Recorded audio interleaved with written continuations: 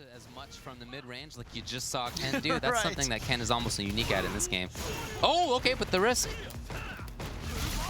Here's LPN, dash forward, yeah, back strong, very fast move, allows ChrisT to take control of the situation. All right, these jumps, got him in. Again, not much damage out of it, and he might end up losing. No, okay. Okay, just uses the V reversal to try to kill some of that momentum. He gets the crush counter, but was going to cancel into the fireball anyway. Any button's going to do it for ChrisT. He knows it. But, you know, LPN's so close enough that maybe one hit and then another combo will kill. Very much in it. Oh, Nice. really? Super turbo style.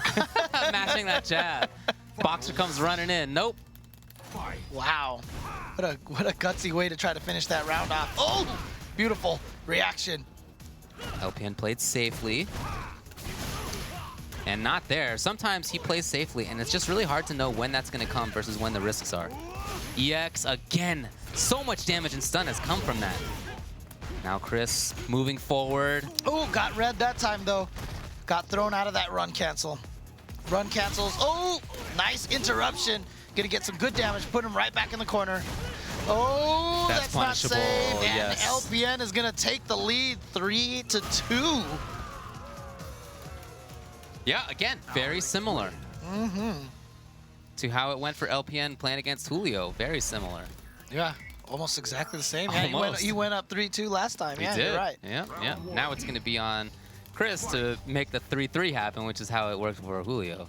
See if he can do that here. LPN backing off again. Hard to know when he's going to play safely like that and when he's going to go in. Oh, too far for that target combo to reach. Look at this range now from ChrisT. He's really trying to play closer in. Yes, wakes up with back strong again. Very fast option. Try to go for the overhead fake. As he often does. Oh, here we go, crush counter. And this is where we talked about how the damage can be just as good for Alex. Yeah, okay, I really like that. Yeah. And interesting to see LPN move forward like that. He had just been hit by that V reversal, which means he was at a slight disadvantage. But he chose to go in anyway. But you know what's interesting to me? I don't know if we saw... Very weird. Did we see any V reversals from Julio? Oh, they were there occasionally, but yeah, not very often. Yeah, I definitely feel like ChrisT is trying to use them a little bit more. He's going to get the juggle with the fierce uppercut. Oh boy, here we go. You see ChrisT trying to deal with that dash toward. He has a lot of the time, but it seems hard to be successful completely. I mean, hard hit setup. Interestingly enough, even though ChrisT got counter hit on that one wake-up uppercut, I didn't feel like at the time that was a bad decision. Oh, he stayed on the same side. Yes, for sure. That was a tricky little situation. Oh, and he did it. He got the confirm off of the single hit. All right, so it is going to be 3-3. We are seeing very similar results right now. It's That's eerie. crazy, I know. It's pretty eerie right now. Yeah, ChrisT exact played, same pattern. Yeah, ChrisT played a little bit closer in parts of that round. That seemed to work out a little bit better. Round one. But I like how LPN's using that dash toward. That seems like a big threat. Nice. Back dash was there. ChrisT going back to this neutral. What did he mention? Oh, that might have been intended knee. Oh, yeah, and then just came out with the wrong thing. Whoa, that didn't hit. Oh, doesn't matter. It gets the crush counter. Too far, not whiff punished. I like the idea. Yeah, that's a big, that's so good from Alex that he has that during V-trigger. Those good buttons can turn into a lot of damage. Here comes ChrisT, and you know what? He's going to be able to take it off of that meaty, crouching, medium punch. And using the V-trigger to get the corner carry, get the setup. There it is. I think that's what he wanted last time. Just the regular one though, but that's just anticipation. And I love LPN chasing down the back dashes. Yes. He's really looking for back dashes. Oh, A little too far. yeah. I wonder if That it's counter hit also pushback. yeah. It might be Alex might have those buttons that pushes him further range because that is a standard combo for Ken. Crouching medium punch counter, back medium punch. Okay, throw loops, but you know what? He was testing this in the break, so he knows to delay it a little bit. Wow. Uh-oh. Thrown out. I think he was going for the low again. Not sure. That should be it. No, not quite. Oh boy. Oh, hold on now. Hold on now. Can he make the this whole thing happen? Oh, No. he went for the parry again, but ChrisT waking up with the throw, and we finally get a sequence break. Yeah. And ChrisT going up 4-3. yeah, LPN went up 5-3 against Julio. That's a very close match here. Game 8. ChrisTitarian only up by 1 game. Whoa! Really interesting to see this back and forth neutral game choices on when and where they both go in, because both of them have shown that they can play at different spots. Great block. Very slow overhead, unfortunately. Oh, you saw that delay, but again, the counter hit, I feel like, pushed Alex away. Maybe one of his best poke buttons. He is one of those buttons that pushes him further away. All right, Knocked down right into back the into the corner. corner. Stun gun, not quite stunned, There's but the there it overhead is. this time. That's so nice that he's in range for that, like perfect range right after the stun gun. It's like the perfect setup for Alex. Moving away. Nice, catches him out of the air. and Big then- opportunity now for LPN. Yeah, but again, you know. Oh, God, it's just been so consistent. Oh. When will he do EX stomps? Oh, again a wake up. Wow. ChrisT being very aggressive and very insistent on that. Yeah. Oh, no, the Oh, delay. Was that a yeah. delay, Fierce? I'm not sure. It kind of seemed like it was a weird timing. And he's going to be able to confirm off of that stand fierce run cancel. Oh, he tried to walk under. It didn't work. Wow. You see ChrisT building up as much meter as he can. It's kind of inconsequential. He's pretty much at full. Might as well, though. Yeah.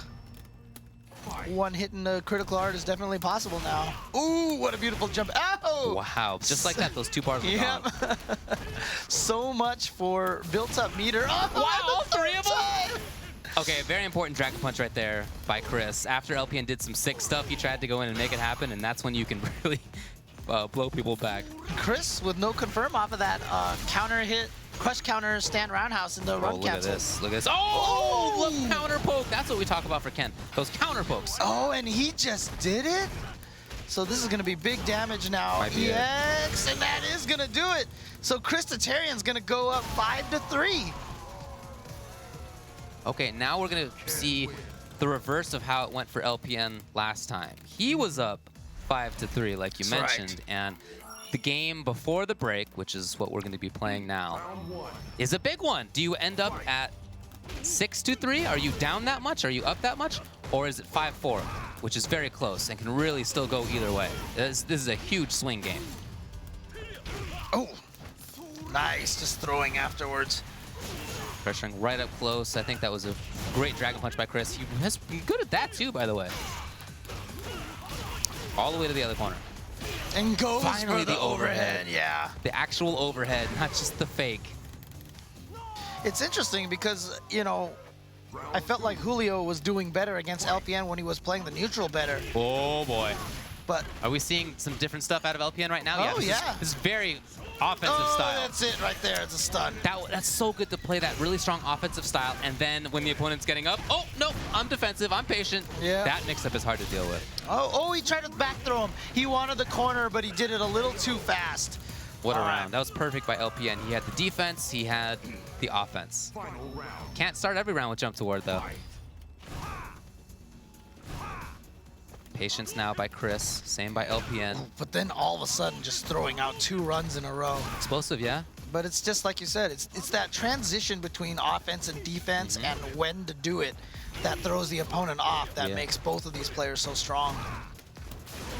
Oh, I love the air-to-airs from LPN. He's beaten 3 EX Tatsus Wow, from the air sweet, that huh? way. He tried to get under again. That's That's not working out. Nice! wow. No stun on this, but not much life left for LPN. Oh, I like it. I like it. But here we now. go. What can... Oh, ChrisT, smart. very nice. Just uses that Very to get nice. himself out of that situation. Yeah. Love that play by ChrisT. I think that was really, really well done. And yeah, I mean, I was talking to them in between the break too. That hit confirm right there, low forward into critical art, Yeah. not easy to do. No, they said it's that not. it's very, very difficult. For sure. And no, he's going to stick with Alex, at least for this game. And keep in mind, after any game that he loses, he can switch if he wants to. Up to him. But for now, it's going to be Alex still. Yep, and that was 4 games in a row, as we mentioned, just from ChrisT right before the break. So let's see if he can continue that going. LPN says that maybe he was taking a few too many risks, maybe want to play a little bit more careful, a little bit more defensive. Yeah, we'll see. Very unusual range for that crouching, or for that forward fierce from LPN. Great confirm. ChrisT has been good at that, huh? Crouching medium kick, back strong have both been pretty consistently confirmed. Yeah, like I said, Ken not the greatest of footsies, and usually the Ken players can do a good job making up for it, and that is definitely what ChrisT is doing in this matchup. Very late stand strong right there after the medium kick, just to see.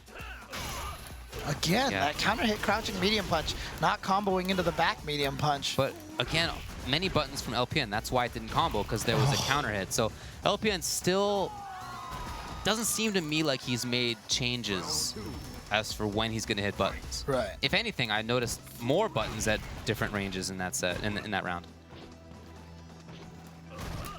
No anti-air there, and then ChrisT backs off. I really like that from ChrisT. He is trying things out. If no, back off. He feels confident enough in his ability to get in and control the neutral game. Okay. Trying to counter poke with that crouch medium punch, interrupting in the middle of that target combo. You can always crouch under the standing roundhouse follow-up.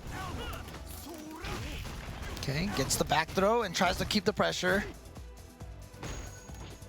LPN right now is looking good. I mean, he's definitely more grounded, more neutral gameplay right now. He's not taking those big risks.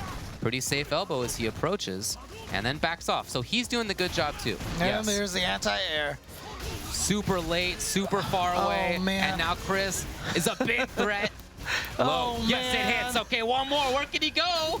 The tech. Good throw tech. There it is. That throw tech was everything. That was so dangerous. So dangerous right there. Could have gone easily into ChrisT's way. But nice defense by LPN. And ChrisT, though, sitting on a full meter right now. But again, oh, wow, baited out the throw. And there it is. ChrisT going to get all that corner carry on one bar. Dashing forward. No longer with forward fierce, with stand strong this time, which is faster. We saw those neutral jumps working for LPN against Julio.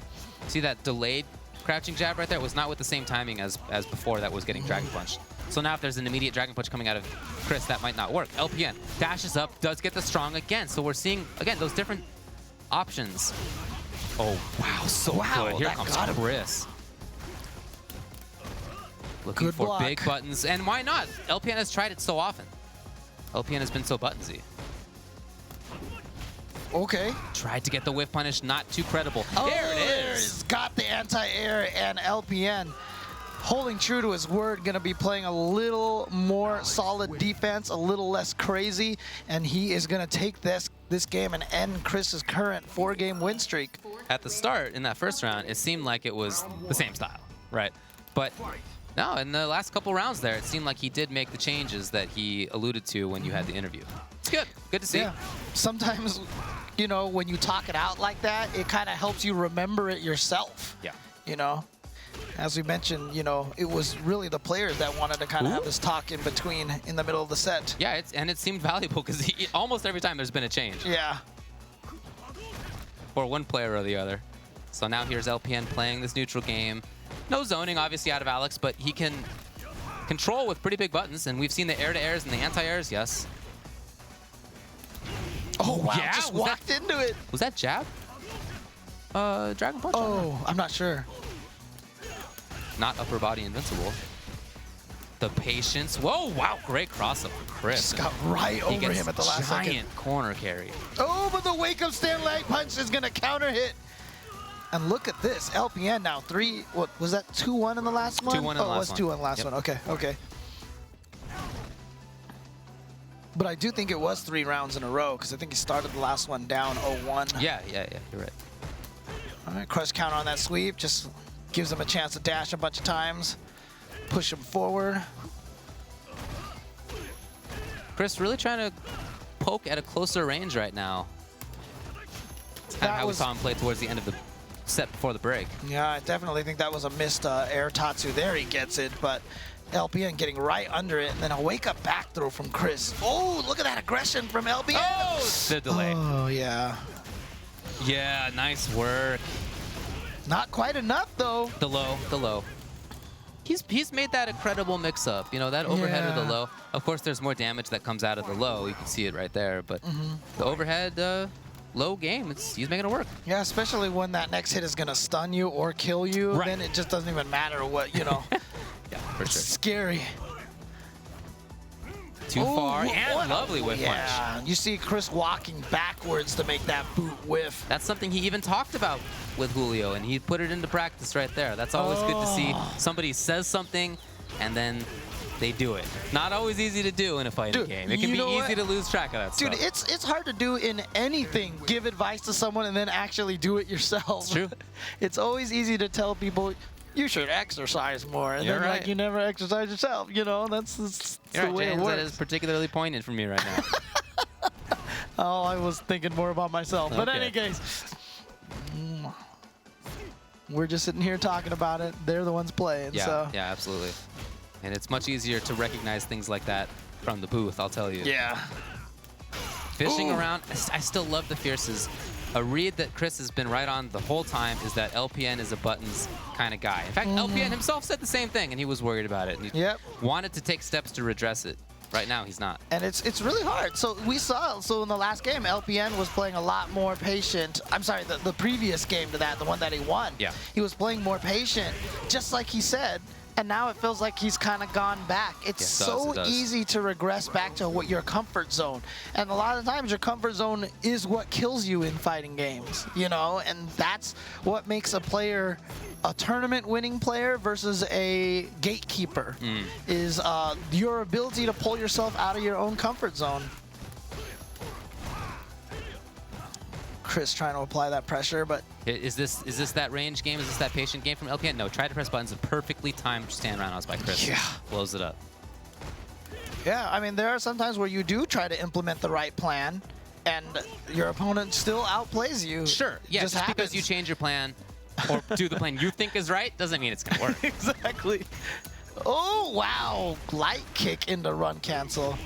Again, it's just because it's the least likely button that anyone would want to run cancel, so you try to go for it, but didn't work out for ChrisT that time. Yeah, we're seeing fewer runs work out in general, just as a global kind of Ken thing. Wow, here comes. A whiff punish. Is he gonna? Oh, he's gonna get the knockdown. Not gonna be able to combo into critical art. LPN. Oh, he no, hasn't let it rock yeah. the whole time. In this whole set, and in the previous set against Julio, we have not seen the trigger held until it breaks guard. It does take a while. It does take a while, but I almost feel that he has to establish that at some point. Everybody knows what the mix-up is, right? You know as ChrisT in that situation, oh, if he holds it too long, then I'm going to get guard broken, but it just hasn't come yet. Yeah, it's really, really easy to expect the opponent when you see them charge that they're just going to jump away right away just to get out of that situation. And so that's what he's fishing for. But ChrisT has been very patient. Like you said, he's probably noticed that he's never charged it all the way. And we do see a character select here, so this is definitely something that you're allowed to do. And let's see if he goes with the character that he told me about. Okay. I asked him about Birdie, but he actually gave me a different name that he might switch to. Okay, well, he's certainly thinking about it here at the character select screen. Yeah, of course, ChrisT is obligated to stick with Ken. He just gave me a look, too. And he was gave like, you the little smile, didn't yeah, he?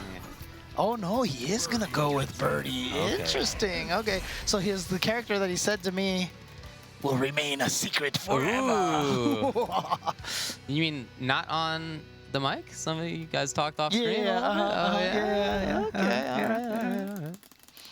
All right, well, he's got Birdie here. So what he said is he wanted to do Birdie perhaps to see if the defensiveness of Birdie will help. Because, you know, we talked about Alex's good buttons, but we have learned very quickly that Birdie's buttons are ridiculous. Well, we've always thought they were ridiculous, but they just didn't seem to pan out. And then all of a sudden we saw XsK and Mena RD, and then we're like, okay, these buttons might be better than we thought. Yeah, we thought he had a lot of good buttons, but we just didn't know about all of them. It turns out that crouching jab links into super on counter. It turns out that crouching fierce counter pokes everything. I didn't know.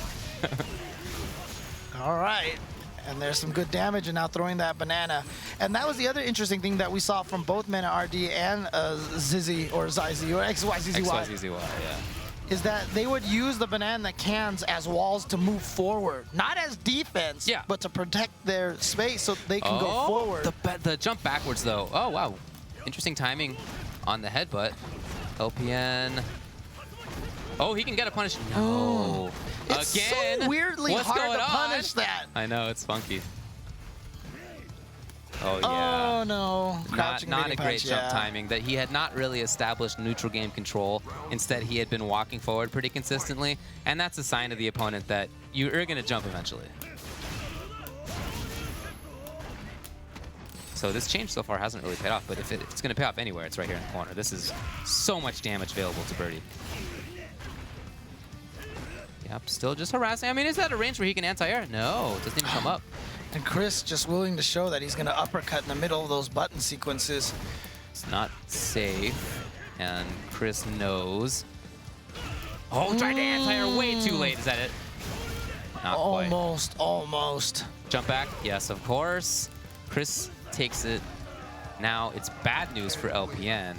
Yeah, 9-4. So LPN was able to come right out of the gate.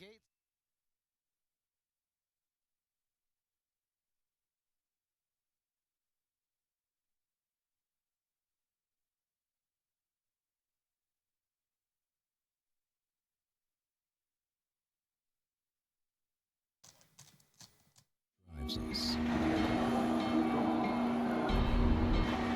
It demands persistence. An existence dedicated to a single goal.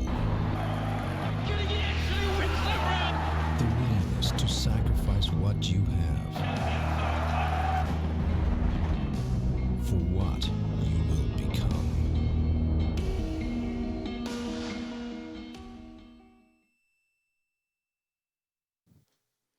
Hey everybody, welcome to week number 2 of ESL's King of the Hill, coming to you live from the Burbank studios here in California. I'm James Chen. What's up? I'm Ultra David. That's right, it's California. That's right. Important part of this story. We're in Very Southern true. California. This is the King of the Hill between people from Southern California and people from Northern California. That's right. And if you guys just tuned in this week, missed last week, for example, we started off with 4 players, 2 from NorCal, 2 from SoCal, played against each other, came up with 1 King of the Hill. But That ended up being ChrisT. That's right. And to me, I talked about this a lot last week. One of the most important things about this is this rivalry that's going on between SoCal and NorCal. Storied rivalry, been going on for a better part of like 25 years, basically. And, you know, and really, in my opinion, one of the reasons why NorCal and SoCal have been such strong areas of players, because, you know, I feel like having that rivalry with another area pushes you. It makes you help your local team, you know, your team and such. So it's just, I feel like it's such an important part of California Street Fighter history. It is, and therefore, if I am to toot our own horn, a significant part of North American fighting game history and world fighting game history, because many of the best players in North America and some of the best in fighting game history across the world have come from one of these 2 different regions. Yep. And so now I'm very interested to see, you know, how this goes over the few weeks that we have left this week, as well as the following 2, to see, you know, who of the players who is invited will end up being that sort of representative these days of the top-level California Street Fighter player. Will it be somebody from SoCal, or will it be somebody from NoCal? That's right. And, you know, it's just like, we've had so many NorCal regionals, SoCal regionals, constantly having these NorCal versus SoCal tournaments. And, you know, there have been some epic moments in history. Like, for example, Southern California regionals, I think it was 2 years ago, the epic Snake Eyes reverse OCV. That was like one of the craziest moments of that year. Yes. Even all the way back to the original gathering of the North American players, and even some from Kuwait as well. That's true. Battle by the Bay, B3. Right. And that is when it came down to the grand finals of Alex Vi versus John Choi in probably, in my opinion, one of the most epic matches that I've ever seen, because it involved, back then, without the internet, it was easy to save tactics. And Alex Vi is now famous for the Vi CC, Vi custom combo in Alpha 2. Right. Pulled that out of nowhere. Very important bit of tech. It's very tough to deal with, and John Choi met it for the first time, and a game later was using it himself. Yep. So, yeah, that still is probably one of the most famous matches in fighting game history, certainly in North America. Exactly. So again, this rivalry between NorCal and Southern California, it's just been so important. And, you know, sometimes people have asked me, like, how do I help grow my local scene? And, you know, one of the suggestions I say is, like, find another local scene, Right. get a rivalry between them, you know. Example, like It could Texas. help. Texas is a big state, right? And they used to be one of the hubs of fighting games in the FGC. A little bit like during the Dark Ages. I don't want to call them the Dark Ages, but pre Street Fighter 4, it's kind of when like a lot of the scenes kind of died down a little bit. Yeah, not many new games are coming out, not many new players. And you know, Texas was one of the areas that I felt like kind of got hit by that a little bit. Okay. And you know, a lot of people have asked me like, what can we do? And I was like, dude, you should just like build like a San Antonio versus Austin versus Houston versus Dallas league or something like that. I think that would be sick. It would be cool. It would be cool. But we kind of have that here with the ESL King of the Hill. That's something we do have between SoCal and NoCal. That's right. So, want to talk about the format? All right. See what we have going on. If you recall, last week is the one we started. This is an invitational event. We started out with 4 people yesterday, 2 from NoCal, 2 from SoCal. They faced off internally, and then 1 representative of each region faced off against each other in the grand finals. That's right. So last week it was LPN and Julio Fuentes. LPN won that. And then it was also Commander Jesse versus ChrisT. Chris took that. Yes, and then ChrisT ended up beating LPN to become the King of the Hill. So he is returning this week to defend that title. That's right. And And, you know, it's a very standard sort of rules, other than the fact that it's a 1st to 10 series. The players will play 1st to 10. Whoever takes that will move on to the next round. Other than that, of course, all the characters are allowed. Beach and training stages are banned. Again, quite common in tournament play. And also standard in tournament play is that the loser has the ability to switch character. You're not obligated to stay with the same character if you're the loser. However, if you're the winner, you do have to stick with the same character. Yep. So all pretty standard things. Yep. And of course, again, as we mentioned, we're going to bring in new players every week. 1 from SoCal, 1 from NorCal. They're going to be playing against each other, and they will be going up against ChrisT. And you can see right there, no longer the non-faded faces, I should say. Wow. We Faded have out. XsK Samurai on the NorCal side. Actually, more from Central California. He's from the Fresno area, but he actually travels a lot to Northern California to practice. Has practiced with F-Champ and such at the FGTV house a lot. You're right. And on top of that, for NoCal, that area is primarily defined in opposition to SoCal, which is itself a defined location. Whereas NoCal is just the rest. It's the other parts. That's all. So if it's CentCal or Super NorCal or the Bay or whatever, it's all, you know, if you're not SoCal, that's the important part. Yes. And so this week we have XsK Samurai representing for that. And then, from of course, Southern California, we have Mr. Iansanity. He is a player who's been playing for a very long time, and he has always been a strong player. Has never quite gotten to that point, I felt like, where he was one of the best until just recently. It is he is definitely becoming a strong contender at Wednesday Night Fights, the local here, the weekly local that is put on by Level Up every Wednesday night. And I mean, a lot of people are going to say, obviously, because, you know, Chun-Li is a strong character. But the thing about it is he's a Chun-Li loyalist. He's been playing Chun-Li pretty much his whole entire career that I've known. So, you know, he's definitely going to stick with that character. he should. Yeah. So this is the bracket for today. So last week we wanted to guarantee that the grand finals would be between somebody from SoCal and somebody from NoCal. This time, though, and for the rest, that person who's the King of the Hill will be in grand finals for sure. This time it's from SoCal, ChrisT. The other person who he'll be fighting is going to be between Iansanity and XsK Samurai. It could be the case that XsK Samurai will win, and then we will have a SoCal versus NoCal champion to be decided. Could also be the case, however, that Iansanity versus ChrisT happens, in which case it will be a SoCal mirror match. That's right. And of course, this is about King of the Hill, not just, you know, the region. The regionality of this is extremely important.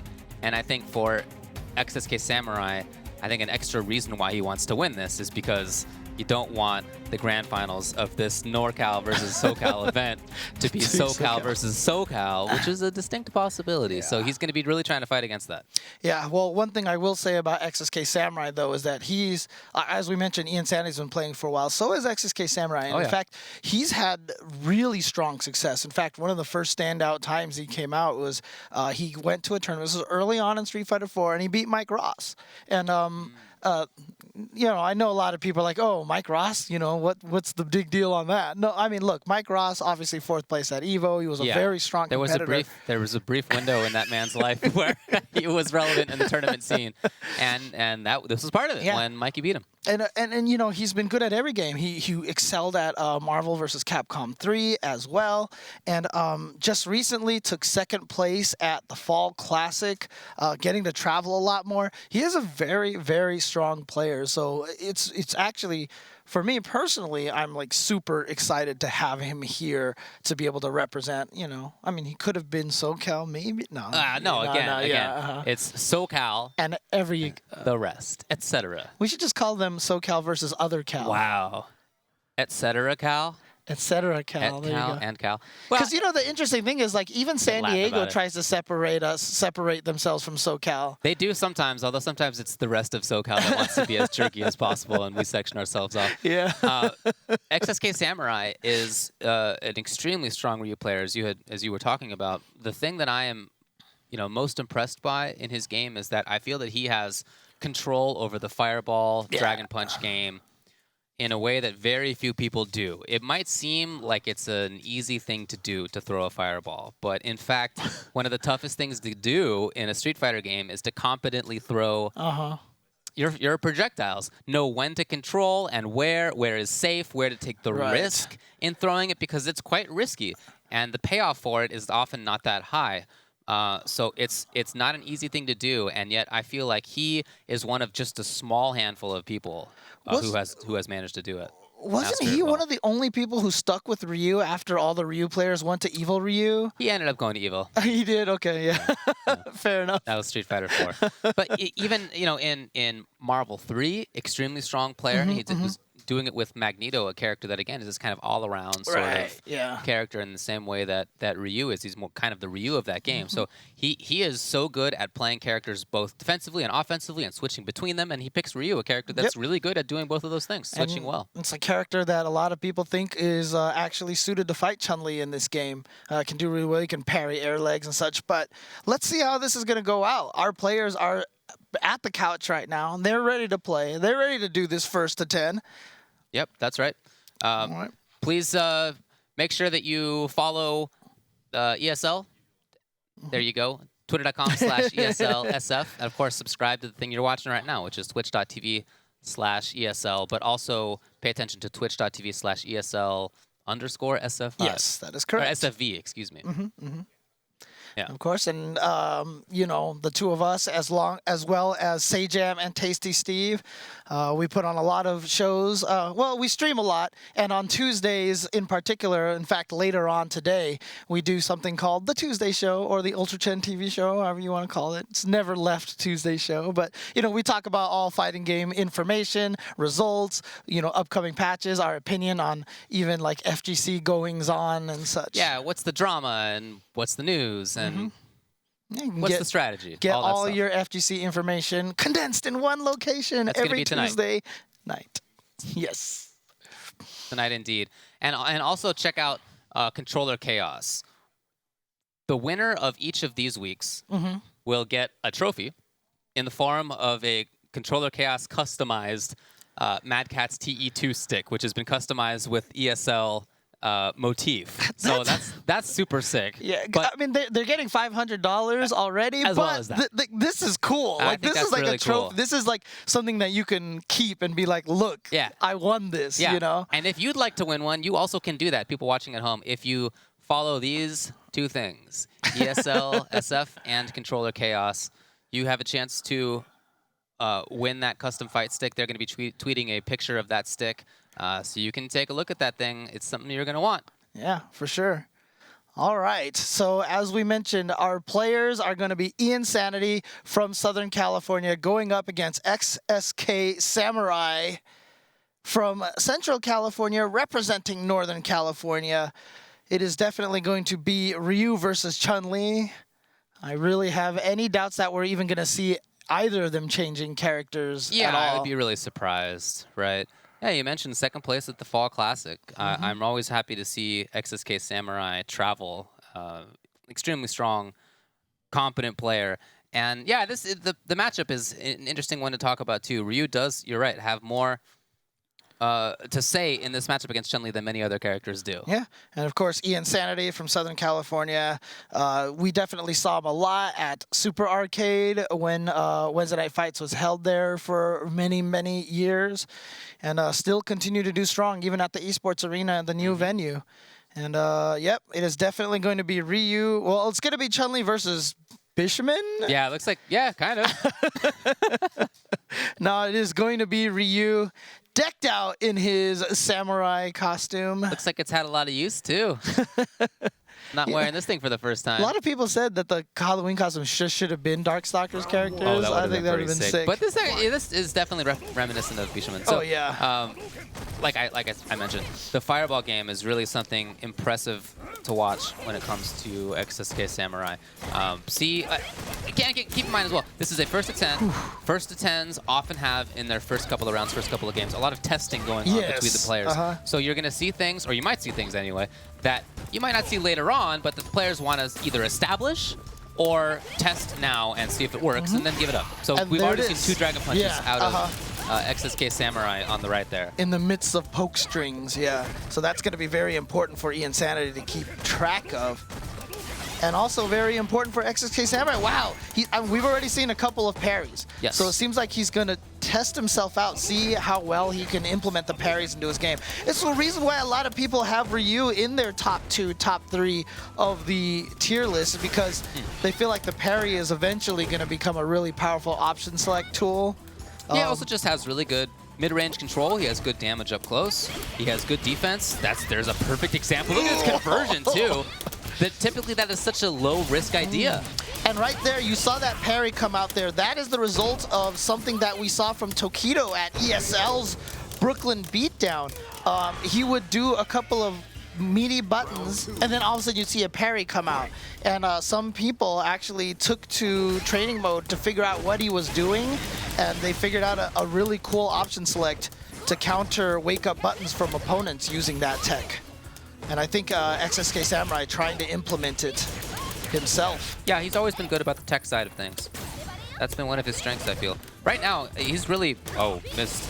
He's really playing defensively, letting Iansanity approach. I wonder if that's an idea he has right now, or if that's going to be a long-term thing here. We've seen different Ryu players play very differently. Some will play extremely defensively. We've seen that from Daigo. Some will play kind of a middle of the ground, and some will play extremely offensively. He's a character that has a lot of different tools. Yeah, it's really cool because you mentioned that he's really good on the tech side of things. I usually classify players as emotion players or scientists, which is brain versus heart, basically, right? In the core A gaming language, I should say. XsK Samurai, to me, is a really interesting player because I feel like he has such a good blend between the two. He plays a very old-school, fundamental emotion kind of game, but he has all the scientific, technical stuff, which is what makes him such a strong player. Agreed, agreed. Right now, though, I love this pressure from Iansanity. The last round and this round, he's managed to move forward quite a bit and corner. Chun-Li also has enough options that she can be played defensively, mid-range control, offense, all of those things. I wonder, though, if he's going to be, okay, he's not stopping with the legs. I'm just going to say, I wonder if he's going to quit that, having seen what the penalty can be a couple of times now with those parries. Oh, he tried it there, yeah, but he missed it. And, as a Chun-Li player, a lot of the times she's actually held back. Again, that whiff right there. But a lot of Chun-Li players oftentimes do not have the success because of the execution difficulties for her for doing instant head stomps, air lightning legs. Yeah, it's a manually intensive option. Extremely important, though. So now trigger running for both players. Sick. I like XsK Samurai's use of the V meter so far. It's been he's willing to use it. It doesn't seem like it's a huge part of his game, and I think that's accurate for the most part with Ryu. So he uses it for V reversal or trigger or whatever, but not afraid to just give it up. And now chip is an issue because XsK Samurai has no meter, but you know what? Doesn't matter. He got caught by the crouching medium kick into Fireball. So Iansanity is going to take game number 1. And again, Iansanity, I mean, look, for Chun-Li's players, you know, that kind of execution error on air legs is just kind of a rite of passage. You just accept it every once in a while. You try not to let it happen, but it is going to happen. And as long as the punishment is low on it, then you should be okay. And both times that he missed it, XsK Samurai really didn't get much out of it. Oh, there we go again, the parries against the air legs. He's jumped a lot at that exact spot. I almost wonder if he's just willing to take that short to get closer.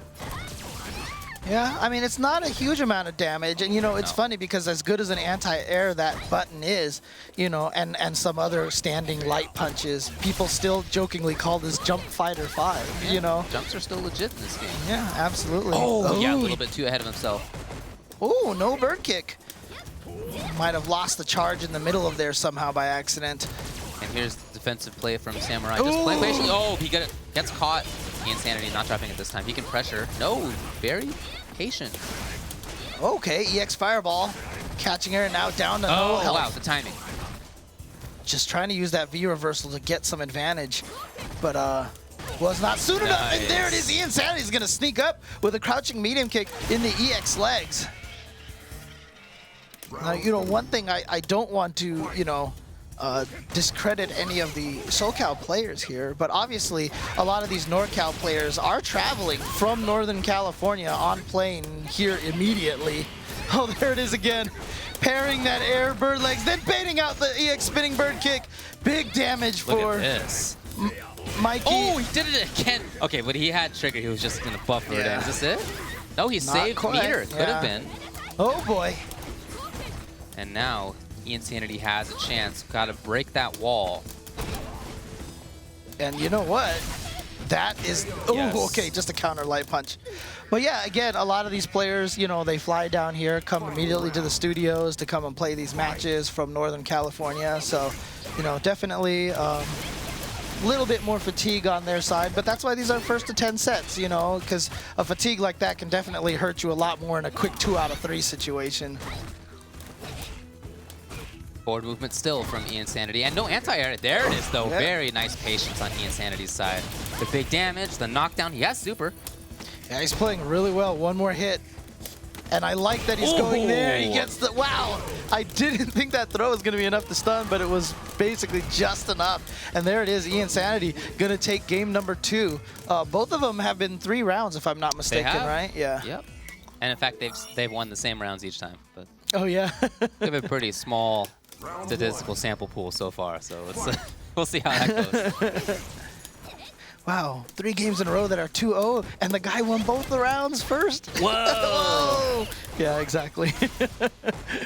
The attempt on the parry was there. Look at this range! And then just as XsK Samurai thought it would be the range game, Iansanity comes in and gets the damage. Max damage combo in the corner. There you go, got to spend 1 meter for that. Just like that, though, XsK Samurai is out. Will Iansanity press buttons? Will he play patiently? Oh, throw loop time. Oh, yeah. Tried to catch him low. Wasn't going to happen there. Iansanity's going to activate V-trigger. And yeah, you see XsK Samurai has to respect it. Backs off a little. And yeah, Chun-Li's back fierce in V-trigger negates fireballs and is still cancelable. The timing on that's very interesting. That stands strong. I think that was the timing that Mikey, that is to say XsK Samurai, thought he could poke through. But nope, Iansanity had the right call. Oh, the error! Yeah. Oh, wow. I don't think that was exactly what they were going for but you know what? Oh, that was a great sweep, just in case it missed. I love that idea. But that said, XsK Samurai. Big damage. Yeah, Ryu does a ton of damage. Oh, just ate it and then ate another counter hit. 2 counter hits in a row. XsK Samurai could have closed it out twice there. Samurai feels like he's pretty comfortable in this situation. Oh, but oh boy. Here comes Iansanity. Towards roundhouse, that's his thing. Yep, there it was. You saw that's if they do a quick rise, that gets him. If not, you have an alternate. EX is spent. Ooh, a slight delayed crouching light punch, and it's going to be a trade. Obviously, XsK Samurai would have liked it to have been a little earlier so that there was no trade at all, but in that case, it'll work out for him anyway. He's going to spend the meter.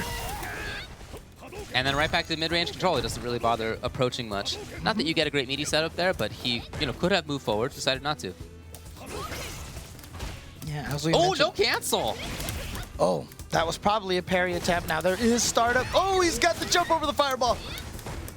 And there is startup on the parry, so you can't do it at just the last second. Can't do it as a wake up on meaties.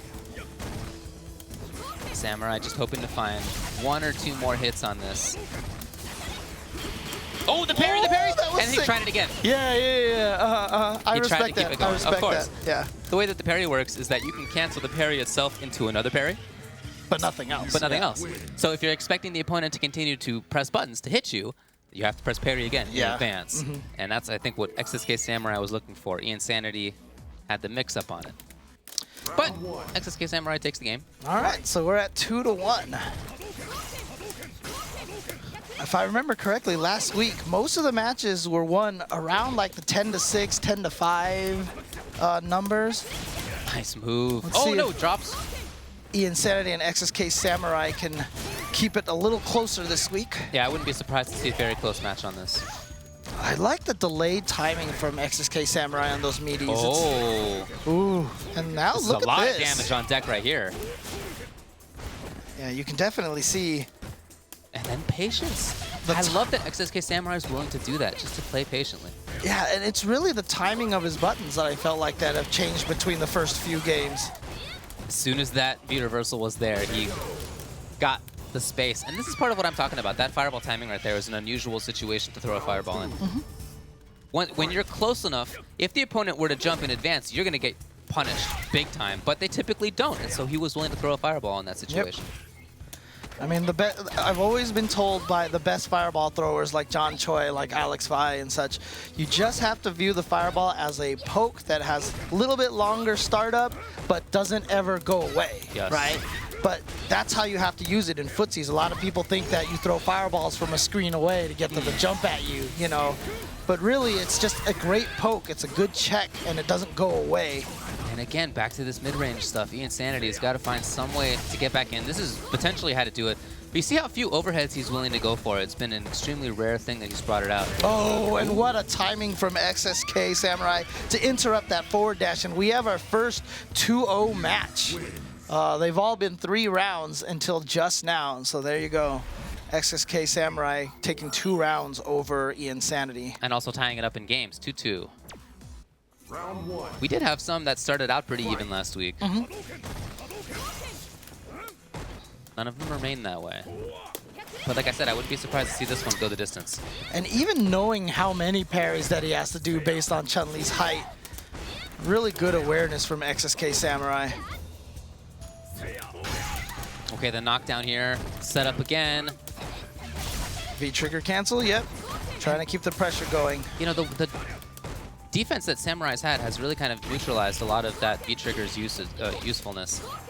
And yeah, you know, you see Chun-Li using that fireball as a shield to get in, but when Ryu parries it, it loses its effectiveness as that kind of get-in shield. That spacing was so good on the legs. It made the last parry whiff, and that means Iansanity got to punish. Yep.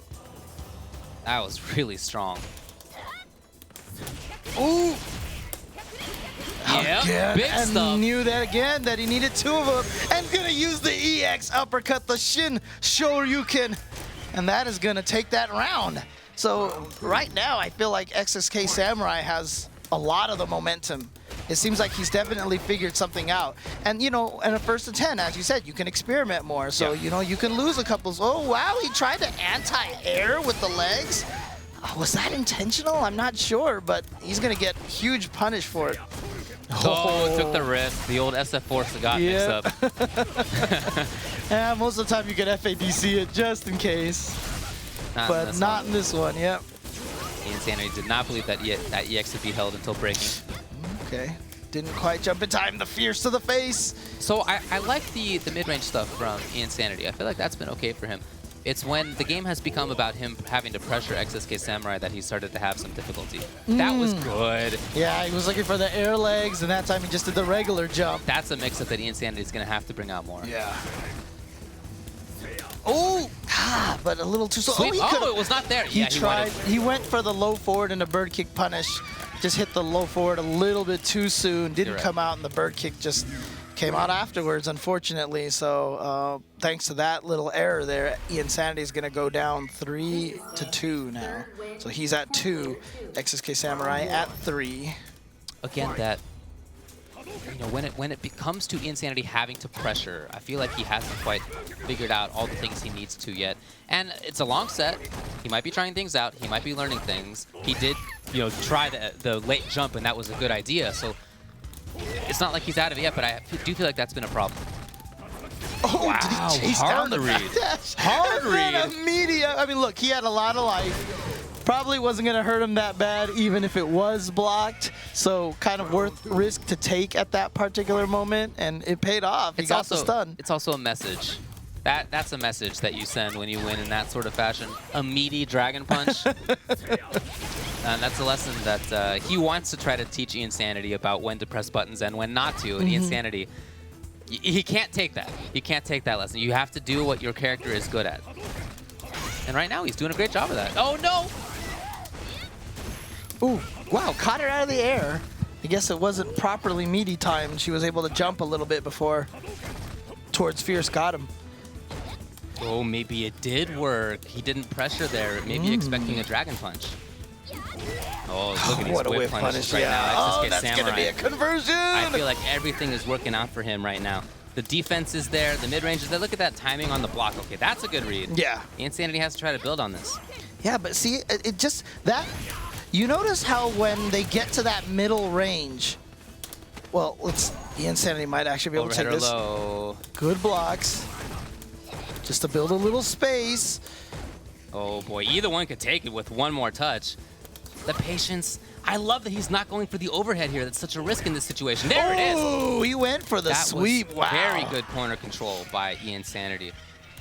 He's done very few overheads, and there's a few reasons for that. One is that you can parry it on reaction. I think that's something Samurai is looking for. The other is that you sort of give up your turn if it's blocked.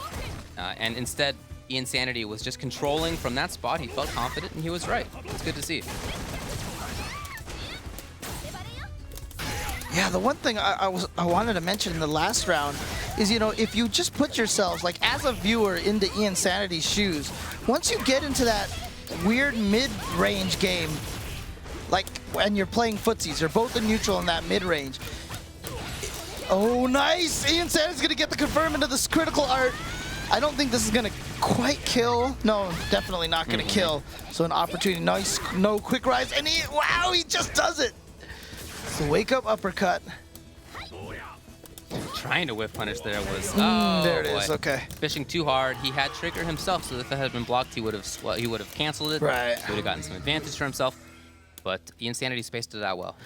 Very important win for Iansanity, stopping that 3-game streak from XsK Samurai. So they're 3-3. But, you know, even though Iansanity came out on top in that game, like I said, this range right there where they're playing neutral, like, if you just put yourself in Iansanity's shoes, like, it feels dangerous to walk into Ryu's range, you know, because I just feel like that's how well XsK Samurai has been playing it. There's this kind of, see how he's, like, almost kind of seems hesitant to approach a little closer. That was the first jump at that range and timing from Iansanity. Yeah. Well, that's a big drop. Unfortunate for him. I did like how he was playing before that, though. Ooh, no button from the air, so he didn't get caught by that standing light kick. Oh, man. That standing, whiff standing roundhouses are so much faster than you think that they are. I've seen not only Ryu do that, I've seen Vegas do that. Samurai, again, just using the V reversal. And that's the willing to give up that V meter. And that's the second time in a row now that Samurai has been hit by Ian's wake-up light punch. So we saw the delay from Ian's meaties, you know, that little off timing, that syncopation timing that, you know, that I love so much. I think Ian probably has recognized that, so he's just hitting jab on wake-up right away. So he's literally doing the reversal crouch light punch, and it's working. Pressure now by XsK Samurai and the stun. It could be the round if he wants it to be. No, saves the meter. Wow, press the button immediately thereafter. No fear from XsK Samurai. Yeah, I feel like that's been a hallmark of this set so far. Yeah, that's one of the best things about his play. I was talking about how there's sometimes, oh, he's going to take the full damage right at the start of the round. Interesting. especially since Ian still has his full meter as well. Mm-hmm. But I have noticed a little bit of tentative play from Iansanity, and I just don't feel the same from XsK Samurai's side. Definitely don't feel that out of XsK Samurai's side. No, there's no doubt about that. There was an unfortunate heavy Tatsu at that range. Sometimes you want to adjust maybe the medium Tatsu so you don't cross yourself into the corner. Again, not... Yeah, there you go. That's a big one. That's a big risk to take. What is Ian going to get? Sick situation. Love that combo, too. Oh! I was going to get the hit into the... Oh, and he had super. Well, okay. Ends up working out for him. But think about that one big risk that XsK Samurai took, the meaty Dragon Punch. That was... What was that? One more mix-up after that? And he ended up being 2. It didn't need to be a drop on the combo, but it was really just 1. And that's what you play against if you're willing to take those risks. I mean, the last time that he did that, though, Chun-Li didn't have a full meter. Not that that mattered, but he didn't have a full meter. And I don't even think she had the V-trigger, so that's why I felt like it was a worth risk taking. But that time, you know, against a Chun-Li with full trigger, full critical art, don't know if that's necessarily the best idea in that situation. He might have gotten ahead of himself a little bit. But on the other hand, again, 10 game for victory. It gives you a lot of time. You can take those risks in there. Yep, and as we mentioned, perfect example there of the no fear play from XsK Samurai. Even though XsK Samurai is playing a lot of this in the mid-range and playing a lot of it patiently and with a lot of blocking, that doesn't necessarily mean that you're not playing, or that you're playing sort of lamely, or that you're not taking big risks. He still is doing those things, and it seems like a strong combination. Ooh. Oh no, missed the combo. Spends 2 bars just like that. Iansanity trying to find that one last hit. Remember, he did jump over a fireball a round or 2 ago. Yeah, that's why you saw those stand light punches right there from XsK Samurai, the classic fireball fake. And then the patience from Iansanity. Didn't want to take a risk there. It'd be Dragon Punch. Both of them on no meter. Oh, there it is, that parry. Turning around that up, it's always too far. And again, both of them were too far for their punishes, and Iansanity is going to come out of that one on top. That was a scramble.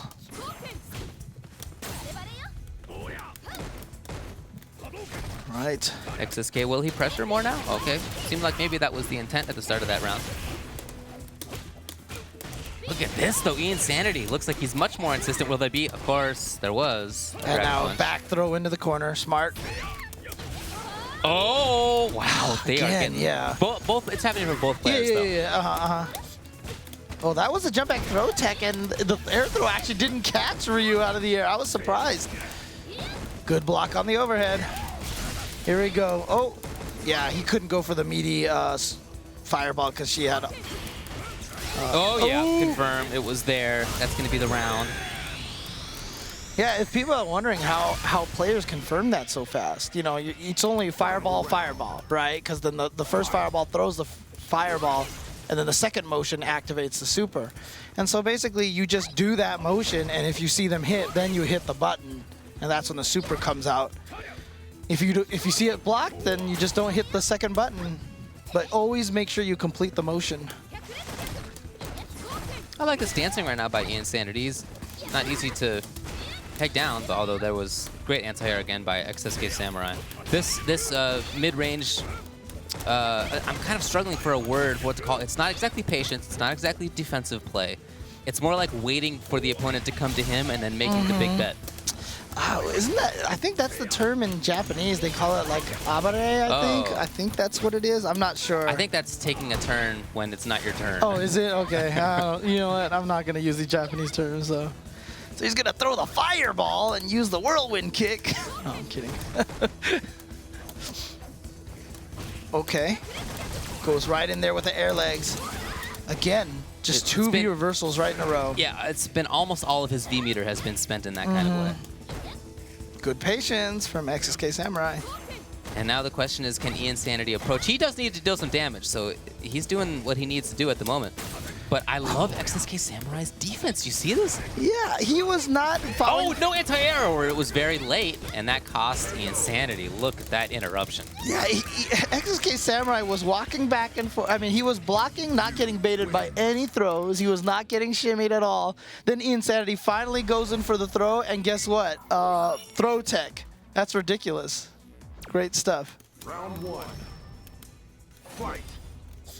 So we're tied up 4-4. Remember, we're going to take a short break in between the 9th and the 10th matches to let the players, you know, rest a little bit and think about things a little bit. So this is an important one heading into that break. Right. Who's going to go up 5-4? By far the closest set we've had in these 2 weeks so far. Yep.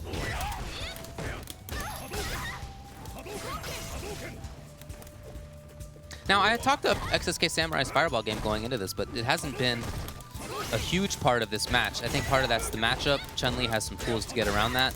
But on top of that, it just feels like he's so confident playing that, you know, come to me sort of game that he doesn't even really need to do it. Jump forward and then jump back, throw tech OS. Just trying to get out of there. That didn't really work out. Yeah, because he's all the way there. He went for the instant airhead stop, but he only neutral jumped. If he had gone forward, it might have reached and might have gotten the stun, but he's still in a good position. There's that V reversal just to lower the stun, but doesn't matter. Yeah. That range control is great from Iansanity. Yeah, this is a really, really strong footsies match between these two. In fact, just this past weekend in the grand finals of ChrisT versus Dominion at Red Bull, I felt like that was another great example of like footsies heavy kind of match. And I'm with you. it's definitely what we're seeing here today. Look at that. Speaking of footsies, we were just talking it up, and just like that, it's a lot of offense. No, the drop, though. No! Gets the trigger to get the cool little combo, A little too unfortunate. slow, and no quick rise. You got a quick rise in those situations. Can't take it for granted that your opponent is going to land their combos. Oh, gets the throw towards roundhouse. No. Yeah, Iansanity has to make a series of really strong guesses at this moment. What a block. Still -2 though, so it is safe. Had a whiff punish opportunity, didn't take it. Oh, You know, that's something that XsK Samurai has done quite a few times. Wait for the crouching short, crouching jab, and then he kind of knows that Chun's turn is done. yeah. And so he can press a button, and that has hit on a few situations so far. Yeah, a lot of times the turn end is just literally pushing yourself too far away to be any real threat. So you just know they're going to try to walk forward and close that gap. I think that was a good example of it. XsK Samurai trying to get the knockdown with that view reversal, and then back to this mid-range, where he's waiting. I don't know how else to describe this. Waiting. Well, okay, not always, but there's a lot of it. Ooh. All right, big damage opportunity now for Iansanity. Gets the conversion. But yeah, I almost even feel like that XsK Samurai is almost kind of okay when the V reversal just gets blocked, because he just doesn't want to give Chun any advantage. You know? Right, yeah, I mean, of course she gets slight frame advantage when she blocks that, but nothing that's major, and she gets pushed back out to a safer range for Ryu anyway. Well, he's going to save the meter for the trigger this time. He does need a comeback. All right. Wow, a couple of big hits on the fireball. That doesn't look like a lot of damage, but it's very important in terms of positioning. Oh, I and thought he Ian was going to went make it in. under, yeah. Thought he was going to dash under, so he switched to the other side to block. It might also have been that XsK Samurai just didn't believe that there was going to be a media. Yeah, Right? Like, for sure. Look, I've done enough wake-up Dragon Punches to make you think that I'm going to do it here, so I can take advantage of that, regardless of what it was. XsK Samurai loses that round, which means that Iansanity goes up 5-4. Extremely close set so far. Yeah, exactly. So great stuff between these guys right now. Yeah, it's been really an interesting set to watch. I've loved a lot of the mid-range kind of play that we've seen out of XsK Samurai. I like a lot of the approach out of Iansanity. You know, his movement, his understanding of when to bring out mix-ups like the overhead or like grabs, or just stick to normals. I think has been really impressive. It's been great to watch. And of course, this is definitely the closest set that we've had so far. 5-4, just at the break. And so we're gonna go over to James, and we're gonna have a little conversation with XsK Samurai about how things have gone. Hey everybody, I'm standing here with XsK Samurai, aka Mikey. How do you pronounce your last name? Chia. Chia. Okay, cool. So very close set here between these two, between you two guys right now. It's 5-4. So I'm not sure if there's really any major adjustments to be made right now, but is there anything that you have in mind that you want to try to do for the second half of this? Yeah, I prepared for this matchup with another player, but their playstyle is different, right? So I have to make some small adjustments. But I think I'm ready. Yeah, I mean, I've noticed that you've been, the way that we always describe is that you have a very patient game. You like the footsies, you know, you're very all about controlling that mid-screen game. Is that where you're focusing your efforts against Chun-Li? Because Chun-Li controls so much space, I'm forced to play that way. But she has longer normals, so we'll see, yeah. Now, I do have to ask this question. You're obviously from Central California, right? So, but I mean, do you feel yourself more associated with the Northern California scene than SoCal? I believe so because I do travel more to NorCal than SoCal because SoCal is like 4 hours away and plus traffic. And I do, it's like 2.5 hours. I travel up there to NorCal and I practice with Justin, I practice with Pierre Rog, Ricky, and F-Champ. He's my training partner. So I'm more NorCal than SoCal, yeah, unfortunately, yeah. So, how do you feel about like Iansanity, where he is with Chun-Li? I know you probably have known Iansanity for some time, but how do you feel his game has evolved? I knew he was strong, but he's much stronger than I thought, so I have to make the right adjustments. So. All right, sounds good. Well, when we come back, we're going to get to the second half of this match. We are in a close one. It is 5-4 Iansanity, 5 XsK Samurai at 4, so stay tuned.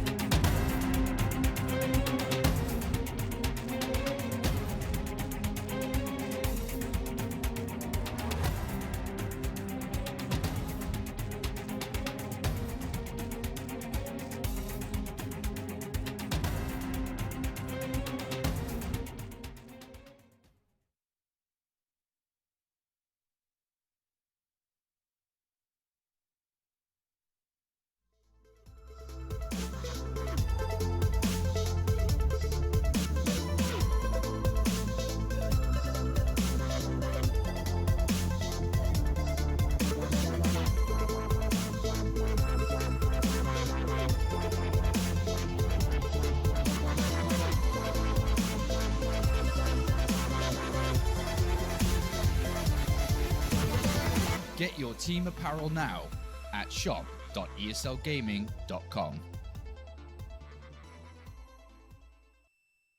Hey everybody, welcome back to ESL's King of the Hill. We are in week 2 in this NorCal-SoCal rivalry. I'm James Chen. Hey, I'm Ultra David. So again, we are having the battle between somebody from NoCal and somebody from SoCal to see who goes up against last week's champion, ChrisT. That's right. And we're in the midst of that. And this is by far the closest set that we've had so far. Yeah. This is 5-4. It's as close as it gets. Even in that last game, it went down to the final round. You know, this has been very, very close between Iansanity, who's currently up at 5, and XsK Samurai, who currently has 4. I really have enjoyed seeing that neutral game, the mid-range game between the two so far, and the decisions that they make even on offense and defense, I think are really interesting. Yeah. Kind of some unusual choices in there. But again, it's a long set. Yeah, but I mean, like you said, so far I've just been blown away by the footsies, that neutral game. It's one of my favorite parts of Street Fighter. Yeah. And watching these two guys go at, I mean, both of these characters are pretty kind of that neutral space controlling characters, as even Mikey just said during the, right before the break. He says that Chun-Li controls that space really well, really good normals. But of course, Ryu has that instant fireball. Chun-Li's, of course, is a charge move, so you can't walk forward and throw a fireball. So, but we're going to be continuing forward. As you mentioned, it is going to be 5 for Iansanity, 4 for XsK Samurai. Been a very, very close and awesome set so far. So at this point, both players just had a few minutes to think about things. And I'm curious to see what the changes that Mikey referenced are going to be. He said he has to play up, mix up his style just a little bit. And I'm not sure what that's going to be. We'll see what he does go for. Oh, the drop. Unfortunately for him, just a counter hit put him too far back. Nice. Wow, okay, there all it right. is, okay. And that time, remember, he has always done the uppercut combo, but that time he did the Tatsu combo to get himself out of the corner. Yeah, very nice. Wow, okay, there's a nice whip punish. Okay. Or probably just trying roundhouse and it worked out, really. Well, I mean, we talked about it before, that he's been whipping roundhouses. Oh, yeah, it's not an uncommon thing for Ryu. But he's playing back quite a bit like he was previously. Iansanity now pressuring, just a little bit of delay, just in case. Yeah, I love what Iansanity did after XsK Samurai parried that fireball. It was a lot, and many of those times, XsK Samurai was able to turn that fireball shield into his advantage, and that time Iansanity baited it out. He baited the crouching medium kick after the parry. Pretty safe situation for XsK Samurai to throw that EX fireball. It could have been, I guess, an EX bird kick, but pretty unlikely. And he wanted to get the space. I think that was the primary motivation, but got the hit anyway. Do think that was supposed to be crouching medium kick into legs, but sometimes if you're charged and you're not realizing it, a lot of players accidentally go to up forward when they do fireball motions, and bird kick has a higher priority than the lightning legs. So even despite that Dragon Punch, Iansanity still controlling the corner. Yep, still controlling the corner. Great read on that. Remember, he's been inputting just a little bit of a delay before his attacks as the opponent gets up, but that's exactly why. Interesting. Seen a couple of different combos there. Iansanity before with crush counter into V skill. Oh, wow, that roundhouse almost hit it. And then he just did that. Yeah. He just did it. He just did it. It was not a true block string. XsK Samurai hit a button after the jump attack and just got caught. That was it. So Iansanity tying it up 1-1 here in game 10. Ooh, here we go again. Early use of meter. But again, not a true life lead because Chun-Li has all of her resources as well. So one thing for Iansanity to take note of is that he's been using the exact same delay as he approaches the meaty situation every time. I wouldn't be surprised to see XsK Samurai bring out just a bit of a delayed Dragon Punch here and there. Oh, wow, what a block. I honestly thought Iansanity was going to stay on the same side. Oh, here we go. Is he going to combo into critical art? Nope. He's just going to get as much damage as he can. And that is one of Iansanity's favorite tricks, that meaty towards roundhouse. Very surprising to see a jab right after that from XsK Samurai. That's a risky spot. Good block again. I don't think XsK Samurai has been hit by that yet. The Chun-Li overhead. Right, yeah. I mean, that's why it's safe on block. It's much slower than most. Oh, just buffered it in there, and his kick did hit a limb. Yes. And so as a result, the super instantly comes out. But shockingly, not that much damage from it, but then just the footsies, and Iansanity is going to go up 6-4 against XsK Samurai. A lot of his damage has come from, not necessarily mix-ups up close. It's been from the buttons in neutral game. There's been a lot of footsies. That's really been where I feel like he's had a lot of his success. Yeah. And, you know, that's something that the matchup has for it. Chun has those bigger buttons. She can get, well, okay. Again, I think that was supposed to be legs.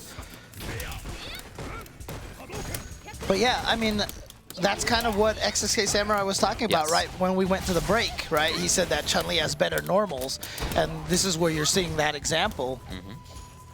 You know, she can control that mid-screen game, which is why I was noting at first that it felt like he was tentative. It was Iansanity when he was getting into that space. Oh, okay.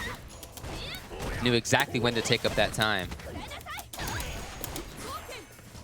Now, this is going to be a long road for Iansanity. Oh, I don't think it's enough. Yeah, Nope. see, I feel like Iansanity needs to own that mid-screen space because Chun-Li has better normals. And I felt like he was doing that a little bit, but that particular round right there, good job to Samurai. Caught him with the stand medium kick.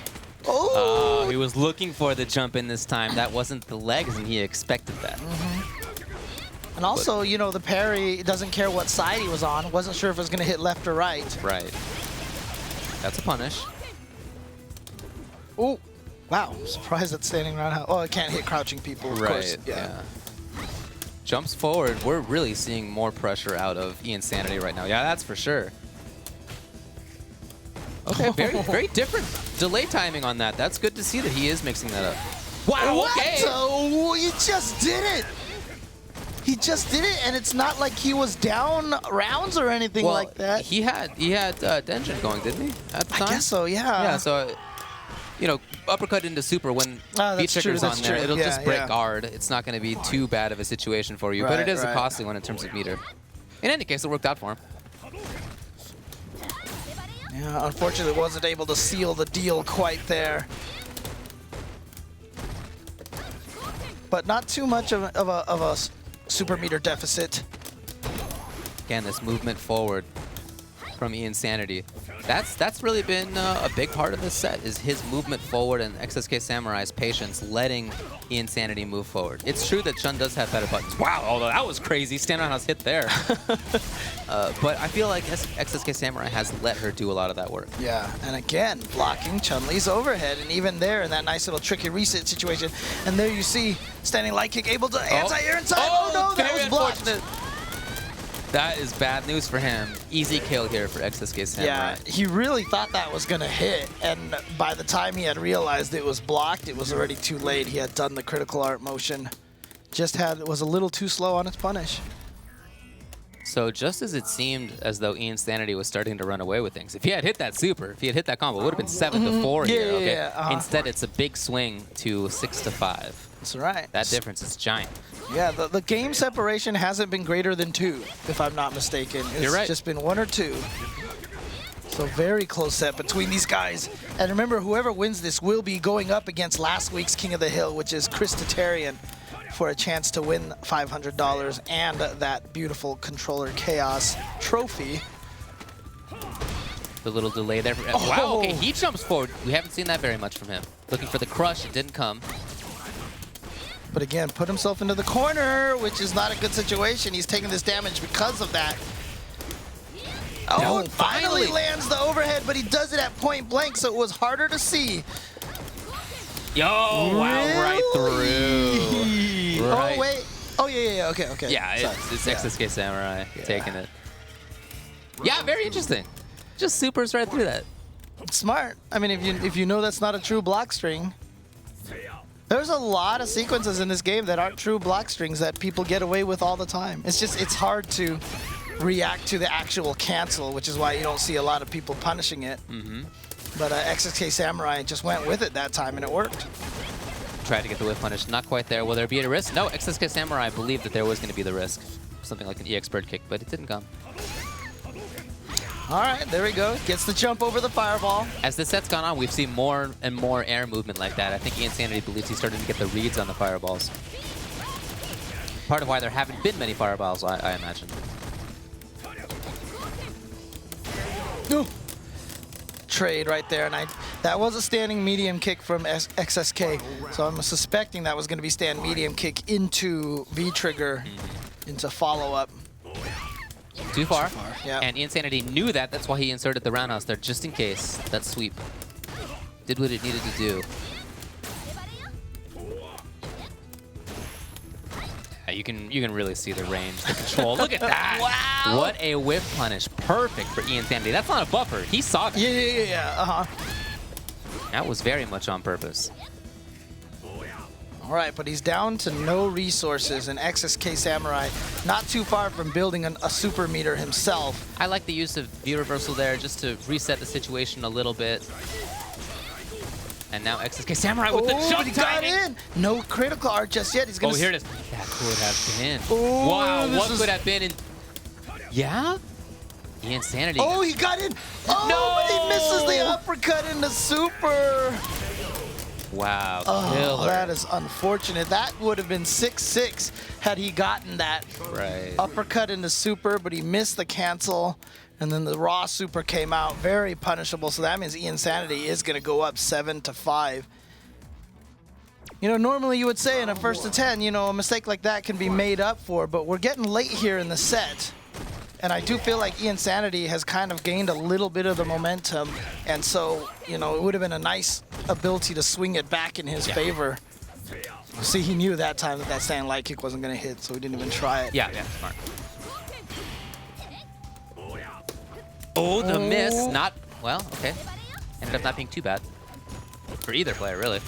Here's a chance for XsK Samurai on the knockdown. I just feel like he needs to approach a little bit more. I liked his idea at the start of playing that patient, you know, let the opponent come to me game. But it feels like as the set goes on that that's not working out quite as well. But instead, offense, moving forward, that kind of situation that won him the round just now is what has really been more effective.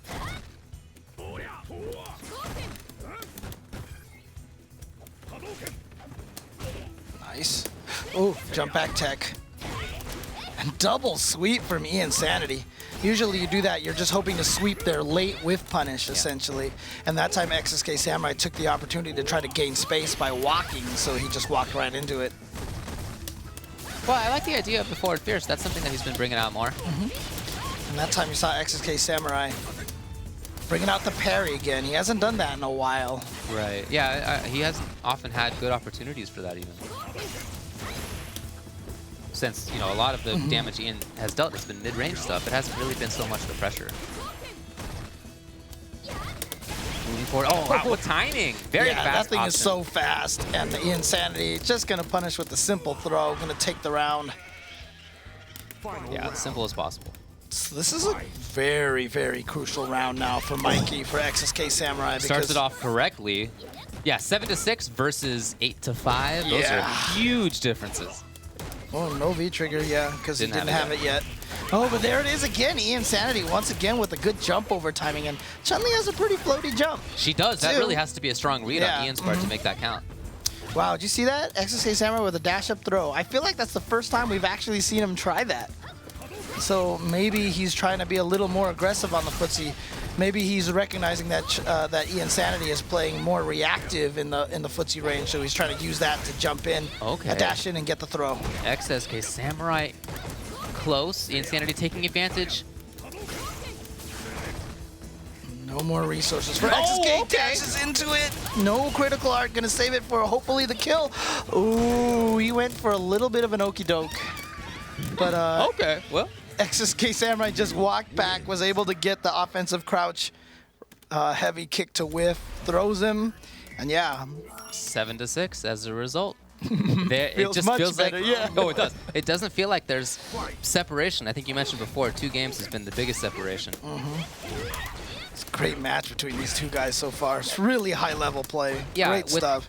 And full of the adaptations that are really what I love about fighting games. The more mid-range play by Ian, the moving forward a little bit more by XsK Samurai, you know, the understanding that he's gotten a lot of wins out of the pressure, out of the damage like that. Yeah, just like this situation here. Wow, okay. Waking up with jab, counter hit was there. Again, good block. And he's press crouching jab after that almost every time. There was Gotta once be when he didn't. careful. Those V-trigger fireballs from Ryu really fast. Oh, that jumping light kick. Where's that spark? Where's that spark hitting?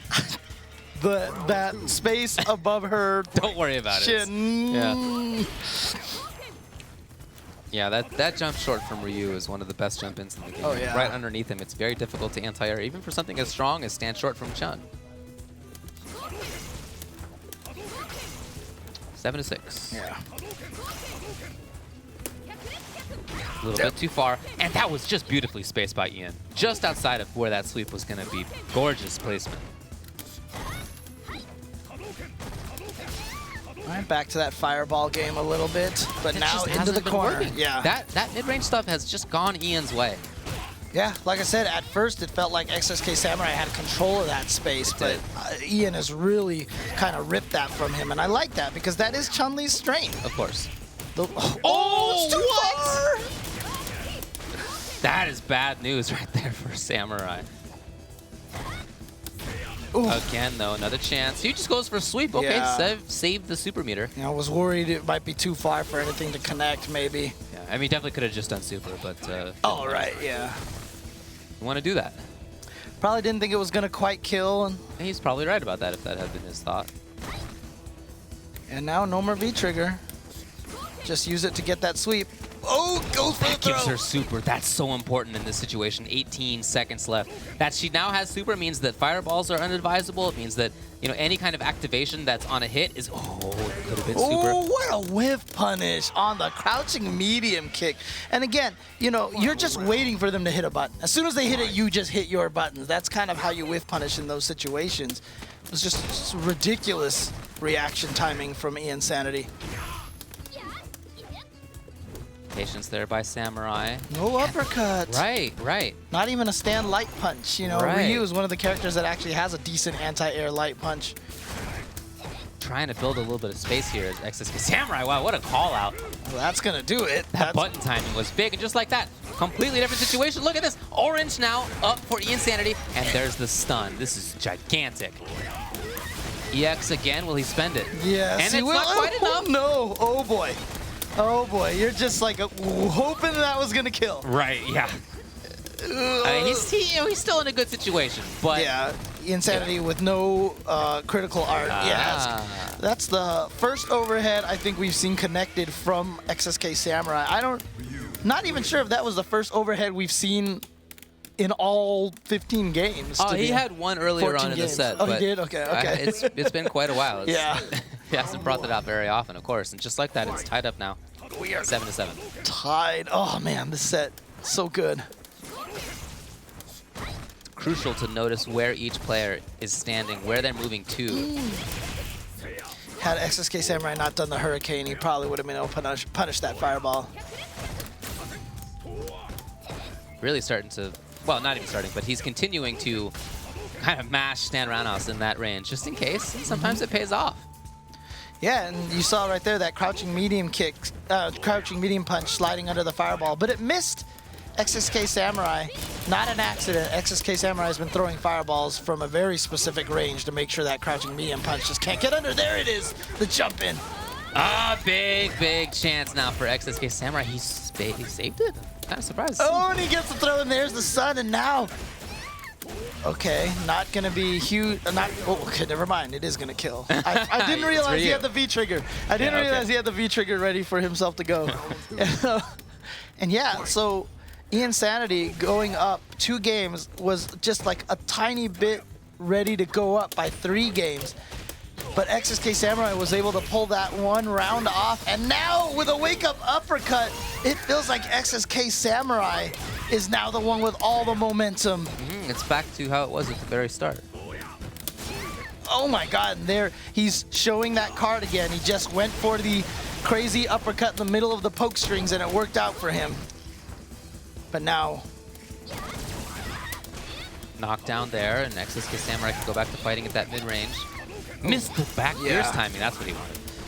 Now down to pretty much again with the overhead, and guess what? XsK Samurai now with the lead, 8/7. Just like that. He was down 2 games. It was 7-5. And XsK Samurai now has rattled off 3 games in a row. That's right. 4 of the last 3. He was able to do that early on when Ian took 2 games, I believe it was, and then he won 3 in a row, right? That's right. Yeah. So now he's done it again, once again to take that same 1-game lead. XsK Samurai 2 games away from taking the set over Iansanity. I really like their movement. You know, both players have such interesting ideas about where they want to be. I think that was, you know, the goal of Iansanity there was try to whiff punish that. Fortunately for him, just a little bit too far away. Ah, okay. Wake up throw. Rather than wake up EX spinning bird kick. Those are the favorite reads when you know your opponent is trying to bait the uppercut and you throw them. It's the best feeling.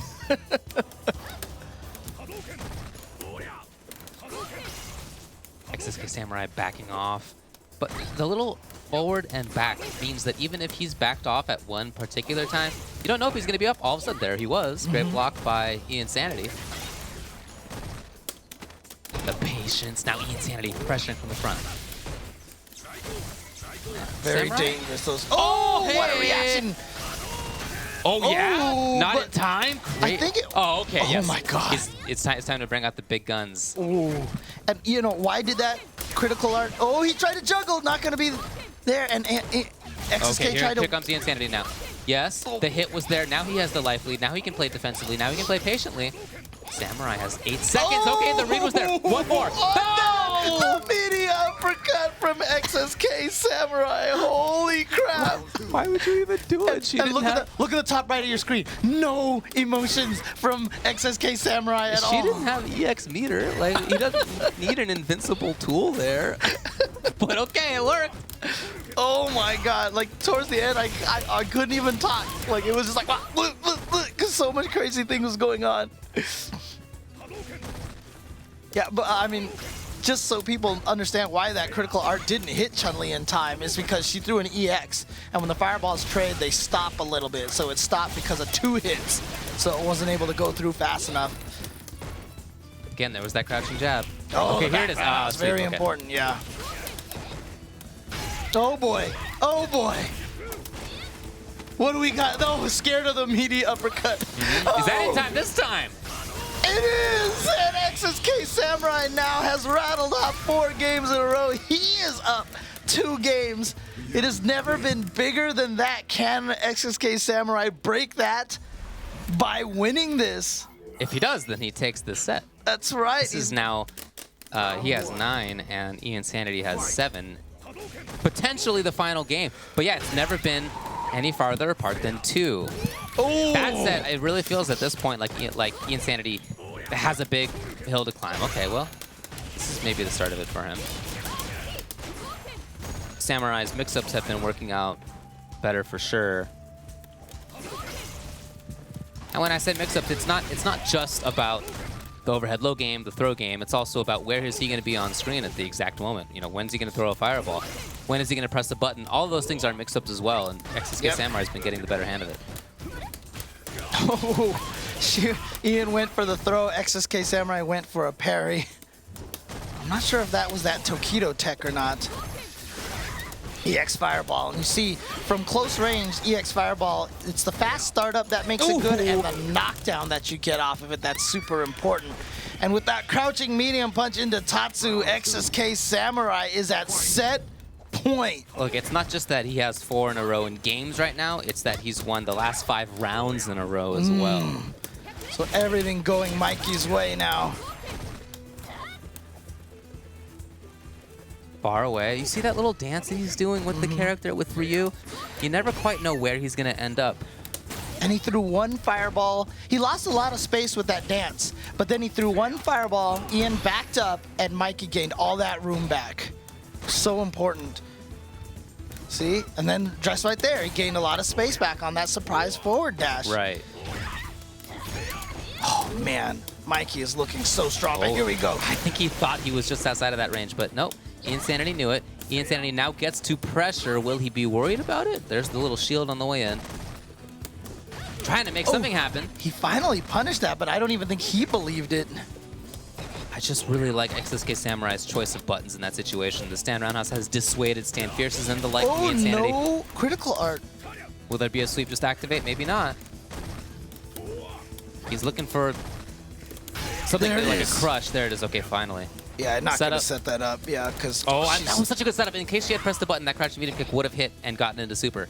man, if What spacing? If Ian can take this without having to spend critical art, that's huge. I mean, he could just chip into super right now. But if he can win, oh no, that was supposed to be a fireball. Pretty sure. I'm pretty sure you're right. Pretty sure. And so that is big for Iansanity to be able to take that and save the critical art. That means he can match XsK Samurai's resources as well.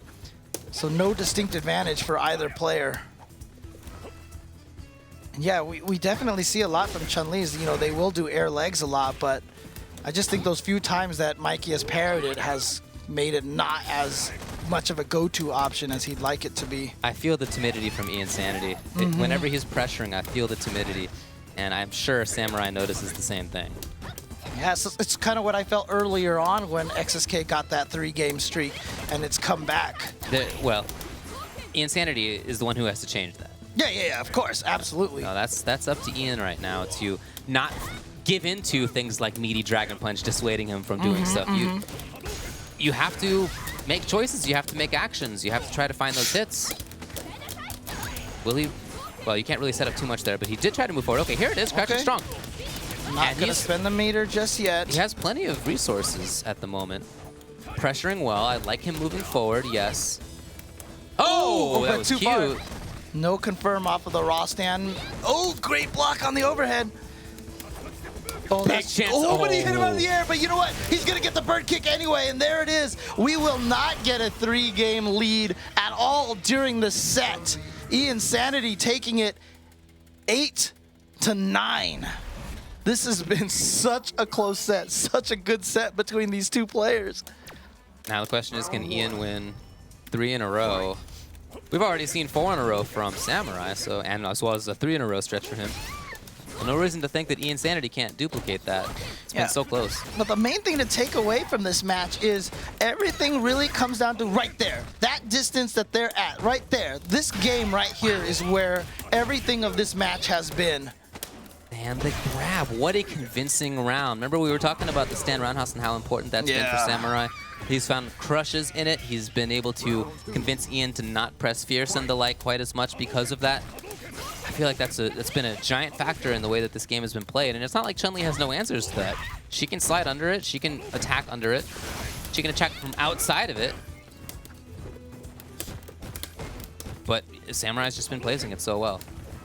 So is it going to be SoCal versus SoCal for King of the Hill? Or is XsK Samurai going to be able to take this right here? He's only 1 round away. And then it will be a SoCal-NorCal battle. Well, Iansanity's trying to make sure that that doesn't happen. Okay, there's some corner control. Wow, what a timing. It was the first time he had press crouch and medium kick there. Yeah. And he was exactly right on the timing of it. And no cancel the critical art. Wants to save it just in case. Both of these players very, very conservative with their critical art usage. They use the EXs a lot more than they use the critical arts. Jump back OS tech. Get out of there. Not dealing with the meaty or the throw mix-up. Ian slowly approaching, trying his own crush counter idea. And I just don't really... Oh, and he's going to confirm, and there it is! XsK Samurai takes it with the confirm to punish the forward dash from Ian.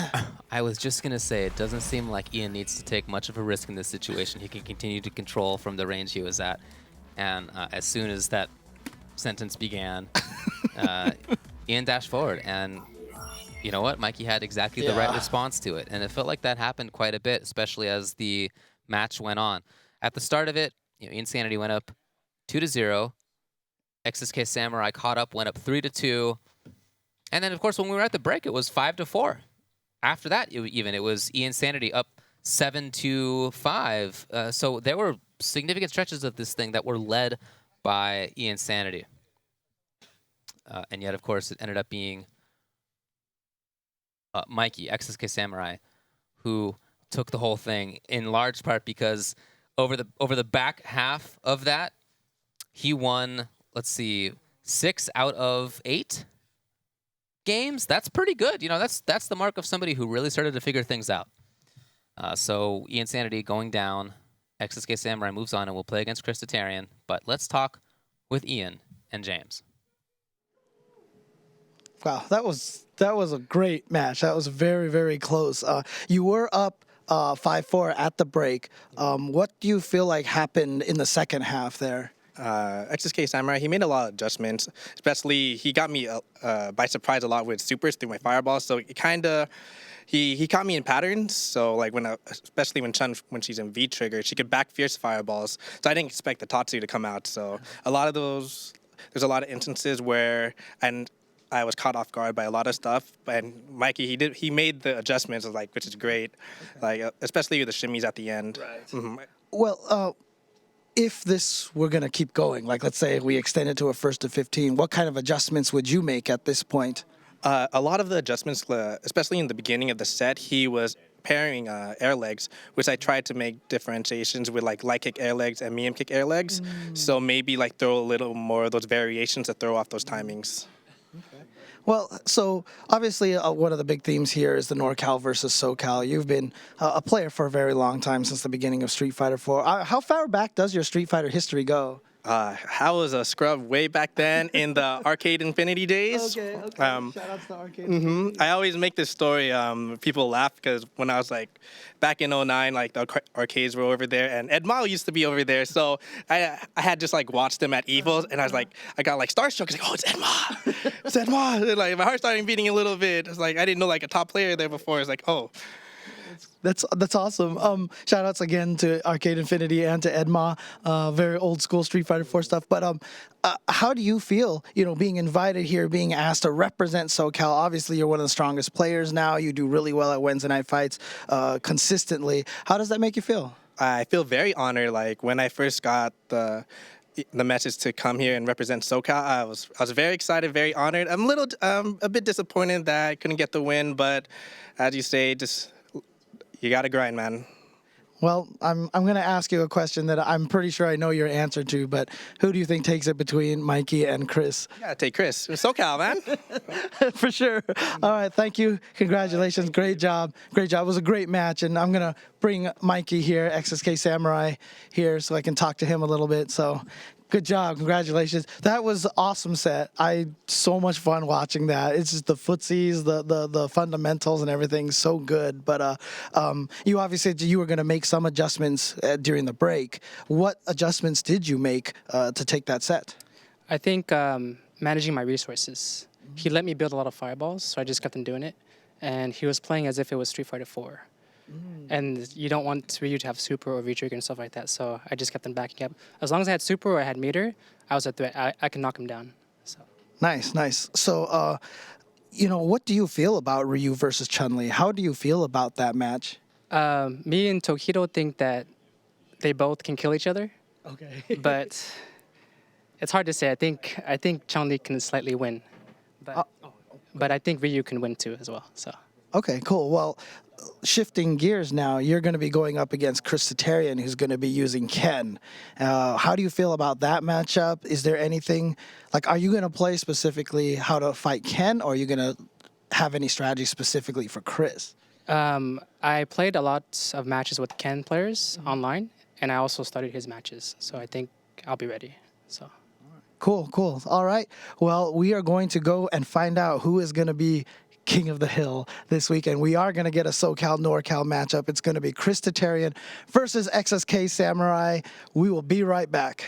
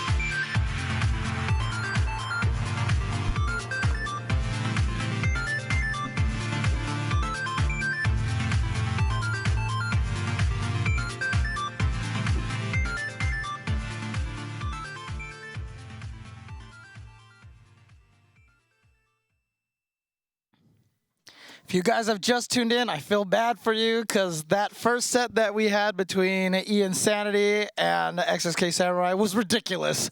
Welcome back to ESL's King of the Hill. I'm James Chen. I'm Ultra David. Yeah, it was extremely close throughout most of that set. On the back half of it, I really feel like XsK Samurai started to run away, but really cool to see the changes in how the two players played. The mid-range game had some differentiations between the start and the finish. The way that they both pressured ended up being a little bit different. You could see the adaptations around things like when fireballs were thrown, when stand roundhouses were pressed, when fierces were pressed, right? Air legs, all these things were moments that seemed to change as the games went on, and definitely XsK Samurai started to get the better. Yeah, one of the things, like right when we went to break, like first thing XsK Samurai did was walk over to Iansanity, was like, you started letting me throw too many fireballs. And he was like, well, I was trying to do this. And then they just had this conversation. I was like, dang it. Next time I'm just going to make them talk on camera because it was like super interesting conversation listening to them, how they were like, oh, but you were doing this and I was trying to bait this out. Super cool. But XsK Samurai did take it 10-8, and he's going to be going up against last week's King of the Hill, which of course is ChrisT. That's right.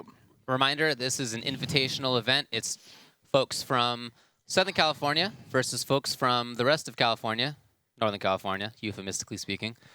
And each week, whoever wins comes back to defend their title against the next set of players. We start out each week with somebody from SoCal, somebody from NoCal. They battle, and then the winner of that plays against the grand finalist, the winner from the previous week. It's first to 10 for every set. Of course, everybody is allowed to be picked. Only two things you can't do are pick beach and training stages. Those are pretty standardly banned in tournaments. On top of that, if you lose a game, you have the opportunity to change characters if you'd like. Last time we did see that. Last week we did see that. From LPN, yeah. That's right. I don't expect that here, but it's an option for you. If you win, though, you have to stick with the same character. So last week, ChrisT did win. He ended up pulling it out. You can see who we've had so far. ChrisT on the far right. With the little crown there, indicating that he is the current king. Correct. And Iansanity down. He will be faded out, I'm sure, next time. Yeah. And XsK Samurai still alive on that left side. So it'll be Ryu versus Ken. I think that's what... Classic matchup. Like, Ryu-Ken has been a great match, I feel like, in every Street Fighter game. Especially as the series has progressed. At the very start, when they were the same character, it was whatever. Yeah, of course. They were like the same character, except Ken had a better grab. But since then, it's become always very interesting. Ken tries to get in. Ryu tries to control the mid-range. That's really how it kind of goes. And of course, since they have a lot of the same options, Dragon Punch and Fireball and the like, that kind of game is a very different game than characters tend to play when it's zone versus pressure. Right, and especially I feel like the players who are using him really exemplify that kind of mindset. ChrisT likes to go in with Ken. XsK Samurai likes the zone, as we saw with Ryu. And of course, if you guys are enjoying this, you can always follow along at Twitch ESL on, Twitter at Twitch ESL, right? So, ESL SF on Twitter. Sorry, my bad. You can also subscribe to what you're currently watching, which is twitch.tv/ESL or ESL_SFV. Just for that, I'm gonna get our URL wrong just on purpose here. So you can go and check out Chen Davey at twitch.tv/ChenDavey.com. No, I'm kidding. No, we are at twitch.tv/UltraChenTV. Yeah. So we every Tuesday, in fact, after this, we're 8 gonna p.m. tonight. That's right. We're gonna set up the Tuesday show where we talk about all of the fighting game stuff that's been going on over the course of the week. That's right, and we'll definitely recap this too. So stick around there at 8 p.m. Pacific. I also wanted to talk about Controller Chaos. That's right. So Controller Chaos, who you can see down here, at Controller Chaos on Twitter. The winner each week gets $500. But on top of that, there's a prize. And that prize is a Controller Chaos modded TE2 from Mad Catz. The custom art, yeah. With custom ESL motif art. So that's a pretty sick prize. And if you'd like to get a chance at that yourself, you can do so if you follow both ESL SF and at Controller Chaos. Right. And again, those things really high quality a lot of the graphics that they put on there, like they're not going to rub off. They use similar things that they use on cars and such. So I myself have a couple, and I've never had any issues yeah, with that. high quality graphic work done on those joysticks. That's right. All right. Well, thanks for the support, everybody. So let's go into the players. We have on one side XsK Samurai. He's the challenger today. On the other side is ChrisT, who won last week, defeating LPN in the grand finals and defeating Commander Jesse before that. He's going to be playing with Ken. I think that's what everybody expects. And yeah, he's a very, he thinks interestingly about Ken. He believes that the character is a little weaker, I think, than many other people do. Yes. But at the same time, plays the character extremely strongly. He has excellent pressure, excellent footsies. He can play patiently if he likes, but he oftentimes prefers to play a little bit more riskily. And that style is tough to deal with as opponents because the character just has such good damage output. We already saw Mikey, aka XsK Samurai, today, and we saw that mid-range control he can play. We saw the patience he can play. We saw his willingness to let opponents come to him and take advantage when they approach at bad times. We saw his ability to recognize repeat situations, to recognize patterns and to capitalize on them. And so he's going to be bringing all of those things into this grand final. All right. Well, the players are waiting. They're ready to go. They're going to do a pre-game handshake. I expect some, as I said, some explosiveness out of ChrisT right out of the gate. And that same solid, very fundamental footsie game from XsK Samurai as well. So let's see who can exact their play style. That's basically right now is just going to be a battle of wills between these two. Chris wants this to be a fast game. XsK Samurai wants this to be a little bit of a slower game. And immediately you see that XsK Samurai wants to make sure that the fireball shield from Ken is not going to work. Oh, that was kind of tricky. I don't know if either player expected Ken to end up on that side. But yeah, this is exactly what Chris wants the game to be. He wants to be fast. He wants to be in there. He wants to be damaging. Samurai taking the risk himself. You can see the reward there is much less. All right, good stuff. Chris taking advantage. I'll say, though, that was not just a get in there and maul. That was ChrisT with the stand roundhouse a couple of times, getting the crush. Again, getting in there. So it's not just like he's being allowed to rush in. Rather, he's picking really good times on when to try stuff. Well, unfortunately, he went for that uppercut there. Not going to work. And you see him try to get out of the corner with a jump OS boy. again. Oh, what? Okay. He wanted the reset, do you think? I mean, there was no reason for it, and now this is a problem because look, Ken is never out of a round. No. Oh, never my God. out of a round. Exactly what we're seeing right now. If he finds another hit, if he finds one more hit, especially if he builds super at that point, which he's gonna, then that's it. Wow. Very unfortunate for XsK Samurai that round went how it did, but hard to explain the attempted grab there after the crush counter. Yeah, had he just finished that combo, he would have got the stun anyway. Maybe he just really wanted more damage after that stun, so he was trying to sneak something crafty in there. Maybe he was going to go for the throw beforehand, and he didn't think he was going to get hit by it. He thought it was just going to be a block, and that's why the throw timing was too early. Because remember, hit stun is generally longer than block stun. Oh, that's punished. There you go. Now Chris into the corner, but again, XsK Samurai with a counter uppercut, and then Chris with the counter uppercut. Well, XsK Samurai still caught there. Okay, manages to fight his way out. He tried a lot of those stand roundhouses last time, and it worked. And they crushed some fierces, some stand strongs from Chun-Li. I'm not really sure what they would crush from Ken. Slowly. Oh, okay. But slowly and then immediately quickly. But well, that's the character, and Chris is great at mixing those up. Oh, that was interesting. It's like he knew that he was going to try to get in with an air tatsu or something, but he used that as his opportunity to jump forward. Oh, I love the EX trade between two players. Oh, you see the difference in the fireballs right there. That was Ryu's just coming out faster. His are better than Ken's, that's for sure. He has the stronger Fireball Dragon Punch game. It's one of my favorite moments when you have a neutral between Ryu and Ken, or any Fireball characters, and they both throw the EX at the exact same time. Like they save all their meter, then all of a sudden they both EX and it neutralizes. because it just means both players want that moment so badly. Oh, I love that stand roundhouse so much. It blew up. Oh, okay. After 2 grabs, the roundhouse really did the work. And that said, Samurai, oh, punish, please. He does. Easy done. All he needed were the jabs. Little scary distancing on that jump. Is that enough? Yes, it is. It was enough on the last hit. All right, so XsK Samurai now tying it up 1-1. Again, very, very strong player from Fresno, California.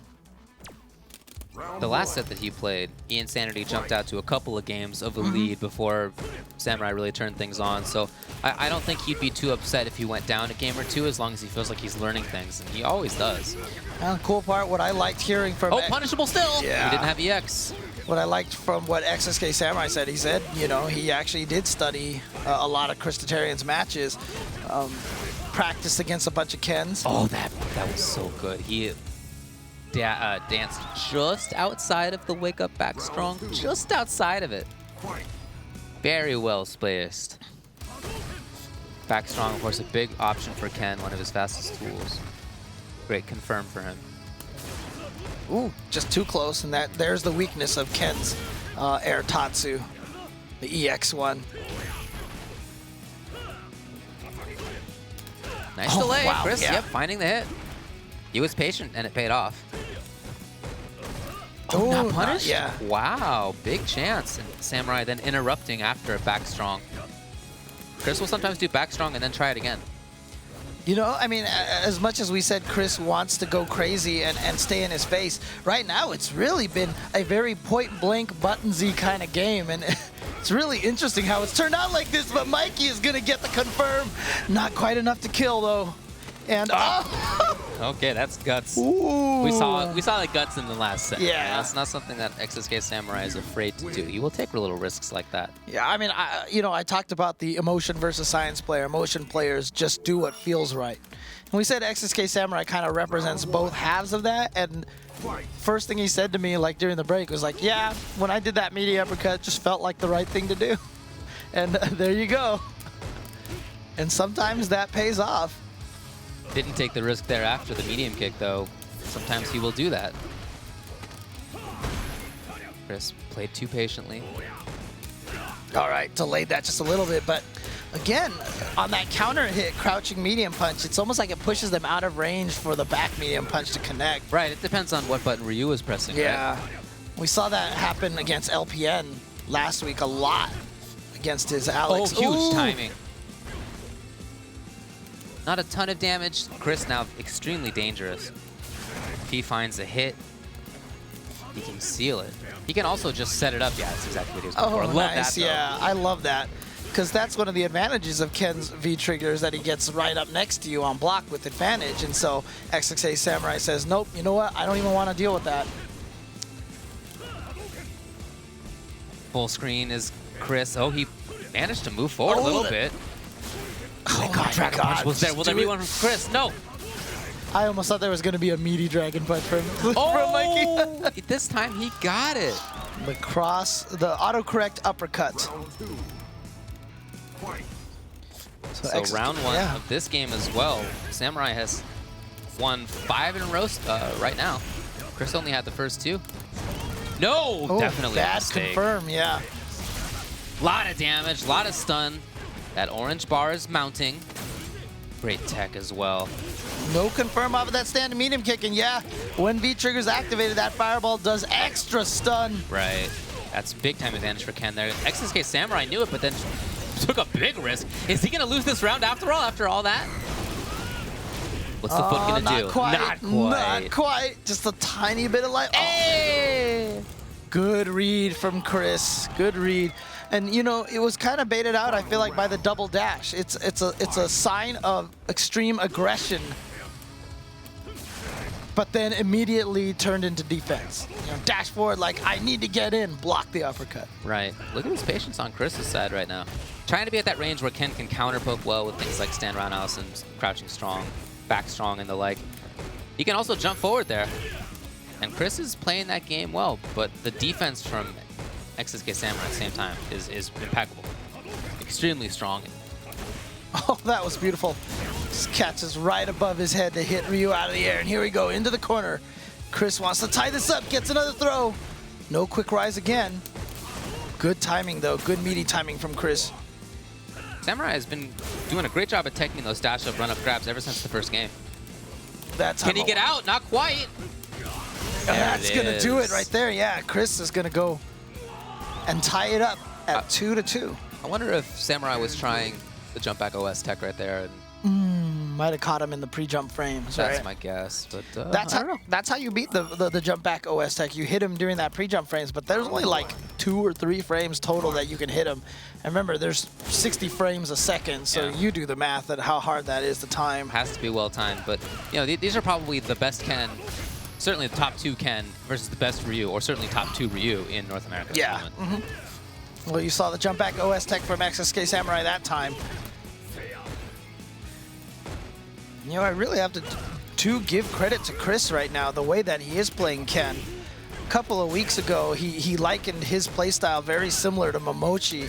And, you know, I kind of teased him on that. I was like, I don't know about that. But you know what? He is definitely playing a lot more patient, a lot more footsie heavy. Oh, that's unfortunate. He could have gotten much more than that.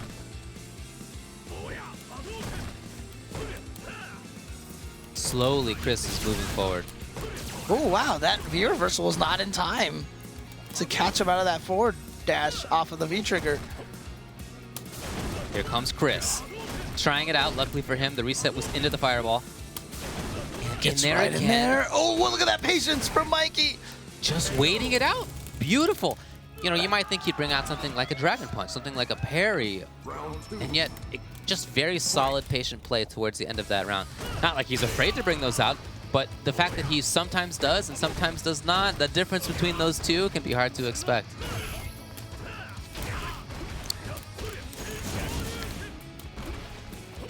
Oh, that was supposed to be the jump OS tech out of the corner.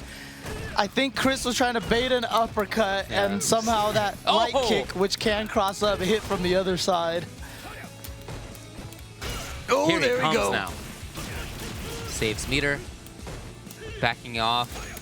What a Try reaction. to get in, yeah. That's how XsK Samurai ended it last time. Yes. And I like ChrisTarian using the Tatsu into V-trigger instead, because uppercut V-trigger very much not safe. Right, it's just that you're not invincible as you're doing Tatsu. But Just, it's fast. It's a 3-framer, so it's as good as a wake-up light punch from Nakali, for example. Oh, what the? Oh, the trade!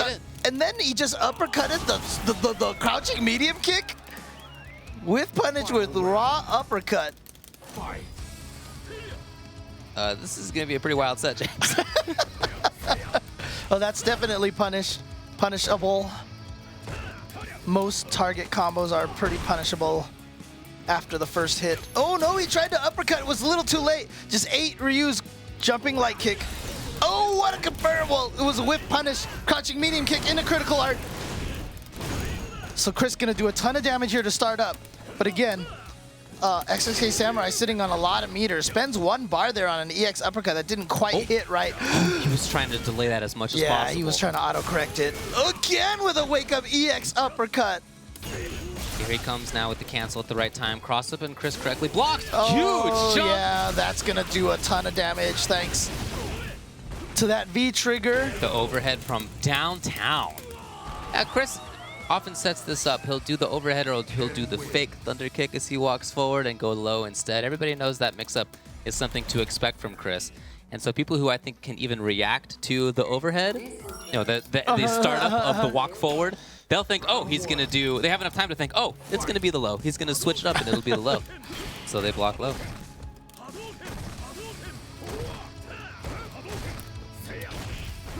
Here comes Chris, getting the hit, pressuring well.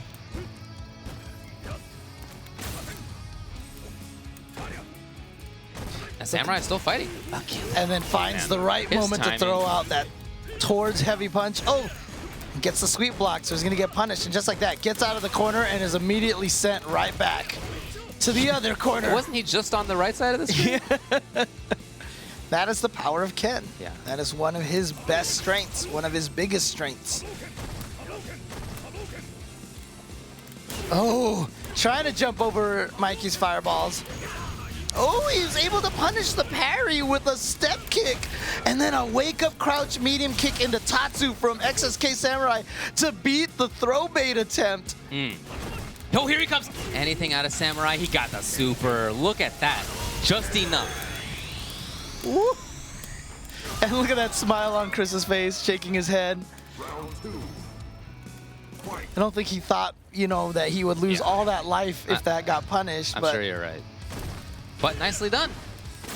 That's so nice for Ken, though, canceling crouching roundhouse into run.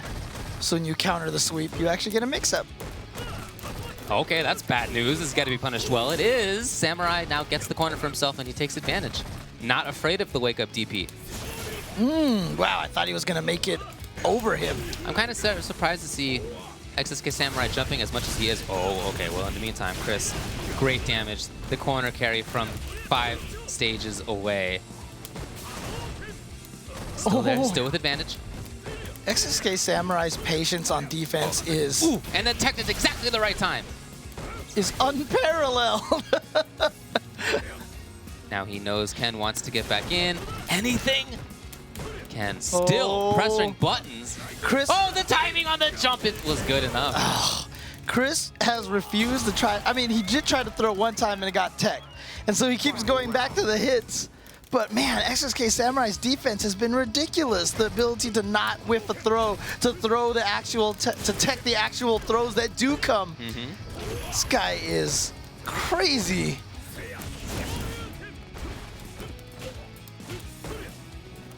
Anti-air was there. Oh, like I was gonna say, I'm surprised to see how many jump forwards there are from XsK Samurai. Okay, that Brits pays off. Because I do feel like Ryu has stronger normals. I feel like he can put up a good defense. This is canceled. That's it's still done. punished. Yes. Yep. Smart way to punish that, you know, just mash on some crouching light punches so it won't miss, and then once the second one comes out, easily confirmed into Tatsu. XsK Samurai ties it up 3-3. Round 1. Fight. It is a risk for him to try to parry as Ken jumps in. You know, if it's going to be the air Tatsu, then that will be a different timing for parry, or the jump attack, or air EX Tatsu, right? Those are all different timings, so it's not easy to parry. But I am surprised to see that we haven't, seen. I don't think we've seen any. Yeah, he tried parry a couple of times very early on in the first game or two. Not even necessarily against the air Tatsu, but he's kind of abandoned it, it looks like. Yeah, it's not easy to make work. Yeah. Back to this waiting for the opponent to approach kind of game. Yeah, I mean, look, Chris has definitely gone for throw baits, like maybe 5 times in a row, then throws in a throw. I almost feel like now he needs to go for the throw like 4 times in a row. There we go. Okay, maybe the first. We'll see what he goes for afterward. Is James right? Yes, he was trying it. I like it, though. We sure they can't hear us?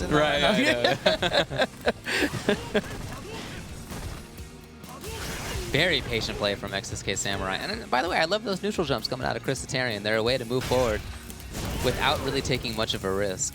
And very confirmable crush counter stand roundhouse into the V skill cancel to get the heavy punch, uppercut, juggle. Gonna give ChrisT that round. Can he do anything about it? No. Here comes XsK Samurai, a chance, and it just feels like many of his chances. I mean, he's not far away. It's a 3-3 match, but it feels like Chris has been in there so many times and has been doing such good work up close, and he's been able to get in consistently. And the thing is, he's been able to get in consistently, but he hasn't been able to open up XsK Samurai consistently. That's the hardest part, because XsK Samurai's defense has been ridiculous. Right. Oh, man. And that's in time. Wow. Beautiful. So we're here at Game 7, tied 3-3, 1 round apiece. It feels to me like Chris is really controlling most of this match. And yet XsK Samurai, like you said, the defense is doing work for him. The damage his character can bring out is a huge part of it too. But look at how this mid-range goes. Oftentimes it's Ken pressing buttons, it's Ken moving. Maybe there's a little bit of fighting from XsK Samurai here and there, but in general, he is moving backwards. Okay, gets a throw.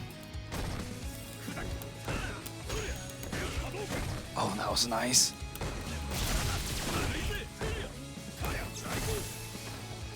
Trying to move forward slowly is Chris. And look at the patience out of Samurai. Even though he has Trigger, even though he has Denjin Super, the guard break, playing very patiently. That's seriously Very few buttons. Neither one wants to take the big risk, but Chris moving forward. Not that that's a huge risk, but you see him taking those little bit of a risks. This is Trying to get the counter hit, trying to get the counter poke. this is definitely. Oh, here it is! Oh, wow! Whip After punish. all that, Ooh. what a gorgeous buffer right in like that as he moved forward. Perfectly timed. Now he gets to control the corner. Oh! That was such a good fake. And then the air Tatsu to get to the other side, and Chris is going to take that. But that one sequence where they were just sitting in front of each other, just micro movements, little crouches here and there, that was some masterclass close range footsies right And there. I love at the end there when Chris threw the fireball and then step kicked forward, but faked it. My guess is he was looking for the V reversal and he wanted to get the whip punish. I love the idea. Yeah, honestly, that last match that we saw between XsK Samurai and Iansanity was a great example of footsies from that middle range. Yeah. This match is a great example of close point-blank range footsies. Right, much closer in. Chris with big damage. Uh-oh. And a head shake from ChrisT. A little bit of a delay there as XsK Samurai tried to pressure. Pretty light. Yes. Oh yeah? EX right on through. Uh-oh. Mistimed that meaty. Gonna give... Oh. It was the wrong fireball. Yeah. He thought it was going to be faster fireball. It was very slow. Oh, what a Does he block! get it? He did, and he had short Tatsu. Oh, he did wow. it! He did the meaty uppercut. Why not? Sometimes it feels like the right thing to do, but you notice it wasn't a true meaty uppercut. He waited half a second and then did it, which would have beaten a throw, which would have beaten a button, which would have beaten jump back OS. Right. It would have beat everything except block. So it's a huge risk to go, but you know, He did not have trigger anymore either yeah, at that point. It's pot odds kind of thing again, right? It beats a lot of stuff, but if you get it wrong, you're gonna suffer pretty badly. The stare down. Anti-air was there. He's been very consistent, you got to say, on the anti-air dragon punches. Yeah, he only missed it that one time at the end of the round when Chris busted out the air hurricane. Yeah. Surprised we haven't seen more of that from Chris. Oh, like maybe that was supposed to be EX, pretty sure. Yeah, I think you're probably right. And now Samurai just looking for that last hit, trying to play patiently as he does. Here comes Chris. Yeah. That's a big bet, and you can see him kind of smiling and doing a little tongue out thing. I don't know, man. Yeah. Do you think it was supposed to be EX Fireball into activate? That actually might make more sense. Oh yeah, that's true. That's true. Might have been an accident. Yeah, that would make a lot more sense. Because yeah, you're right. That's one of those you either win or lose things, and a lot of players don't like to do that, you know. I mean, it's not saying that XsK Samurai didn't do meaty uppercut into super, which is kind of similar situation. You know, those win or lose propositions are a lot different when you're down a lot in health. Yeah. You know, if you're even, you're less likely to go for something crazy like that. But in that situation where XsK Samurai did that meaty uppercut, he was down a lot in life, and he just went for it there. It's usually a lot better to go for it when you're when the life deficit is so much larger. Big chance now for Chris. He has the corner. Delay, it was good enough. What a timing on that jump out. But is he gonna get caught in the corner again? Yeah, just like that. I feel like he was just in the corner. And now Samurai really trying to fight. That's gonna be stun. It's a tough situation to be in, right? You know the opponent is gonna get the stun if anything happens. So you're really trying to dissuade it. Yeah. And at the same time, from Chris's perspective, you don't want to give the opponent some big button that they can block and then view reversal out of. So I think Samurai was looking to get that little, a dragon punch against some little hit from Ken. But that risk didn't work out. So now we have the last round before we're going to take a break. 4-4. Tied up in rounds as well. Here's the first punish on Back Strong Fierce Run. Nice. With punishing that Stan Roundhouse with his EX Fireball. And we actually saw that too. I think that was some Daigo tech. The EX Fireball, the body is harder to hit And like the regular fireballs, the legs are harder. I don't remember. It was something. It was something weird like Fireballs, it has a more backwards hitbox. Yeah. Well, EX Fireball pushes his hurtbox forward more. Okay, Put it like that. okay. Anyway, in the meantime, here comes ChrisT trying to get the mix-ups. Oh! Just does it again. Well, I mean, it's a tough situation to be in. You got to make something happen. Wow, raw V-trigger activation. I wonder if he was looking for something to react to. In any case, XsK Samurai walks up and he gets the grab. Yeah, do you think maybe he was like hoping that there would be a roundhouse or a medium pick or something at that point, and he could like input Dragon Punch immediately? I don't know. I can only hope, because I think that'd be super sick actually. But in any case, XsK Samurai takes that. So another extremely close set, just like the one from earlier today. Last time, though, it was Samurai who was down 5-4. Iansanity was up 5. Samurai had 4. This time, Samurai is the one who's going to go into the break up 5-4. And he did that by winning the last 2 games. So it might be that he found a little bit of something. As we mentioned before, Samurai against Iansanity, he ended up firing off a big streak on the back half. He also had a streak of 3 games in the first half of the set. So it might be that he's at a moment now where he feels like he's starting to get a handle on things. But let's go over to James and see if he can find out more. All right, we've got a classic matchup, Ryu versus Ken. I mean, that's like the classic. How do you feel about that match? Definitely Ryu controls the neutral because he can keep Ken out, but I do get burst damage, so if I get a read-in on a fireball a couple of times, I got to jump in, you know, and I was able to hit him a lot. So, I mean, it's a very close matchup, but, I mean, it's not like Ken can't win. Ken can definitely win the matchup. I'm just playing very reckless right now. I mean, it's very close, right? I mean, in fact, XsK Samurai was down in the last set 4-5, and he was able to make the comeback. What sort of things do you feel like you need to make any adjustments, or do you feel like you just gotta keep going with how you're doing? I'm definitely gonna try to play a little more patient. I'm eating a lot of unnecessary damage from jumping in because I'm thinking that he's gonna fireball at a certain range, but his fireball patterns are very hard to read. So I'm gonna try to play it a little more on the ground and then maybe get a few lucky jumps or something. I mean, so a lot of Ryu players, when they play Ryu, they're kind of aggressive. A lot of times they like to dash up and try to throw a lot and such. I feel like Mikey, XsK Samurai's Ryu, is a particularly patient, defensive style Ryu. Like, how often do you actually get a chance to practice against that kind of Ryu play? There's no Ryus in like SoCal. I haven't played against like a caliber like Mikey's Ryu, so, you know. Well, so you're only down by 1 game, though, right? So, do you want to be more aggressive, or do you want to be? Because I know the way that I've been watching you play, like, I feel like you have been playing pretty patiently, like just hitting buttons very carefully and such like that. So you actually feel like you need to be a little more patient then? I need to definitely switch up my defensive patterns as well, not just like playing patient. I was definitely trying to play a little more patient towards the end, but I don't know. I'm trying to like understand why I'm getting hit a lot, and I feel like I'm getting hit a lot because I'm eating unnecessary DP damages, and I'm also DPing a lot as well because I'm thinking he's going to fireball at a certain range after a certain normal, so I'm taking that risk, but I shouldn't be taking that risk. So. Yeah, actually, now that you mentioned that, was that one at the very end of the round, you threw that EX uppercut into V-trigger cancel. Was that supposed to be uppercut or fireball? No, it was supposed to be an uppercut. Okay. I'm thinking he's going to fireball right there. That's what I would fireball, so I got to stop putting my mindset into his. So. All right, cool. Well, we'll be back, and we're going to watch how this pans out again. It's 5-4, very close match here. We're going to find out who is going to be Week 2's King of the Hill.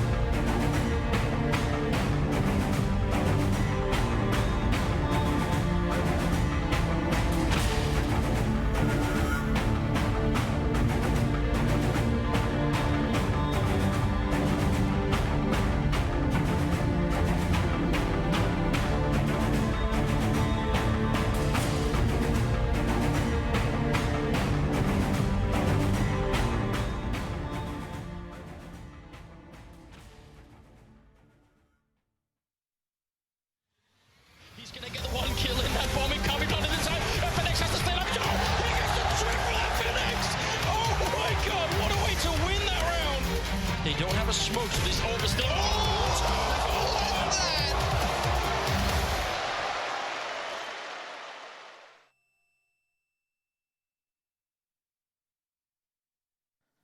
Welcome back to ESL's King of the Hill. This is week number 2 coming to you live from the ESL studios here in Burbank, California.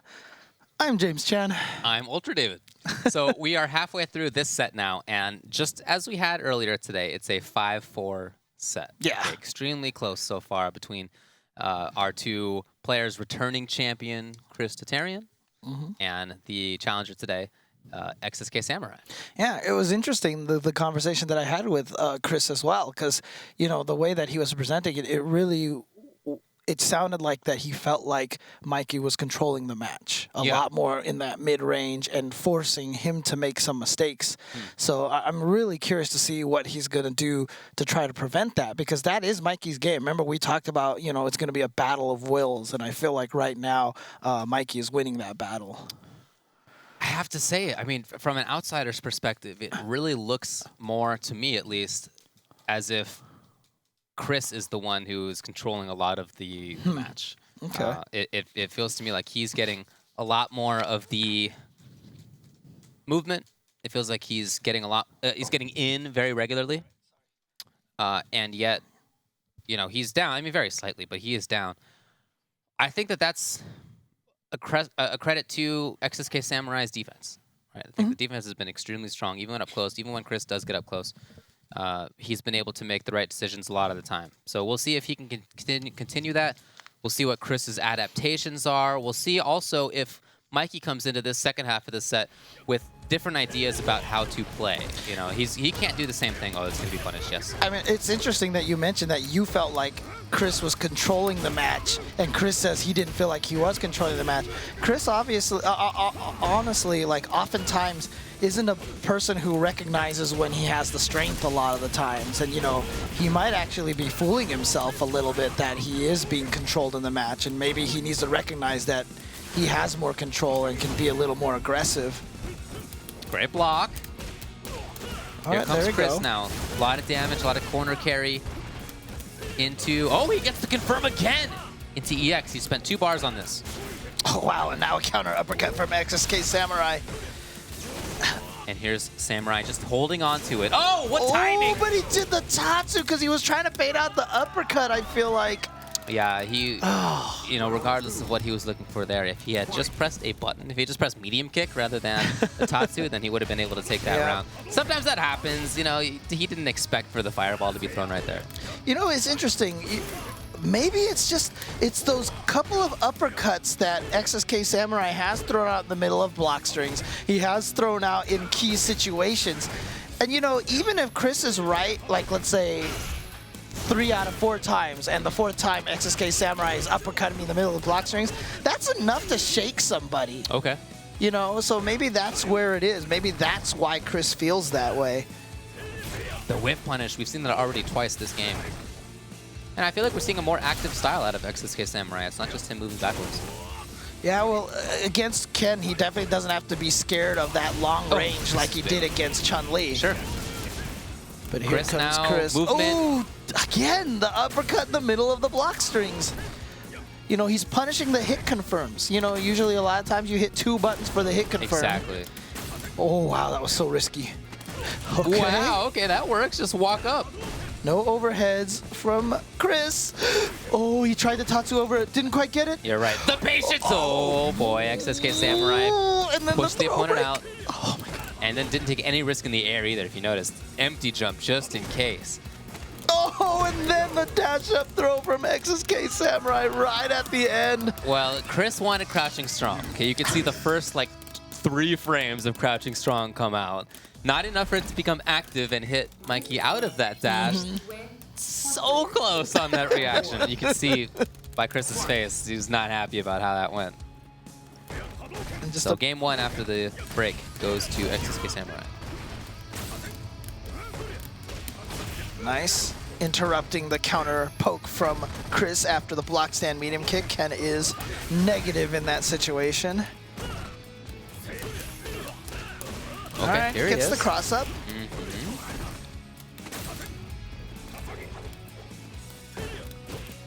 again, XsK Samurai always challenging after that standing medium kick. Great hit confirm there on the back strong. Another gets hit another confirm. chance. Yep, gets a throw. Now Samurai's dangerous. Ah. So far away that can connect. And again, I always wonder what it is that people look for when they get hit by that. Are they expecting it to go low? Are they expecting the whiff into grab? I just don't know. I just think from that range, you're not thinking about it. I don't know, man. When the I feel enemy like that's like a pretty reactable option. All right. Ooh, whiff punish. Almost there. He's got the stun.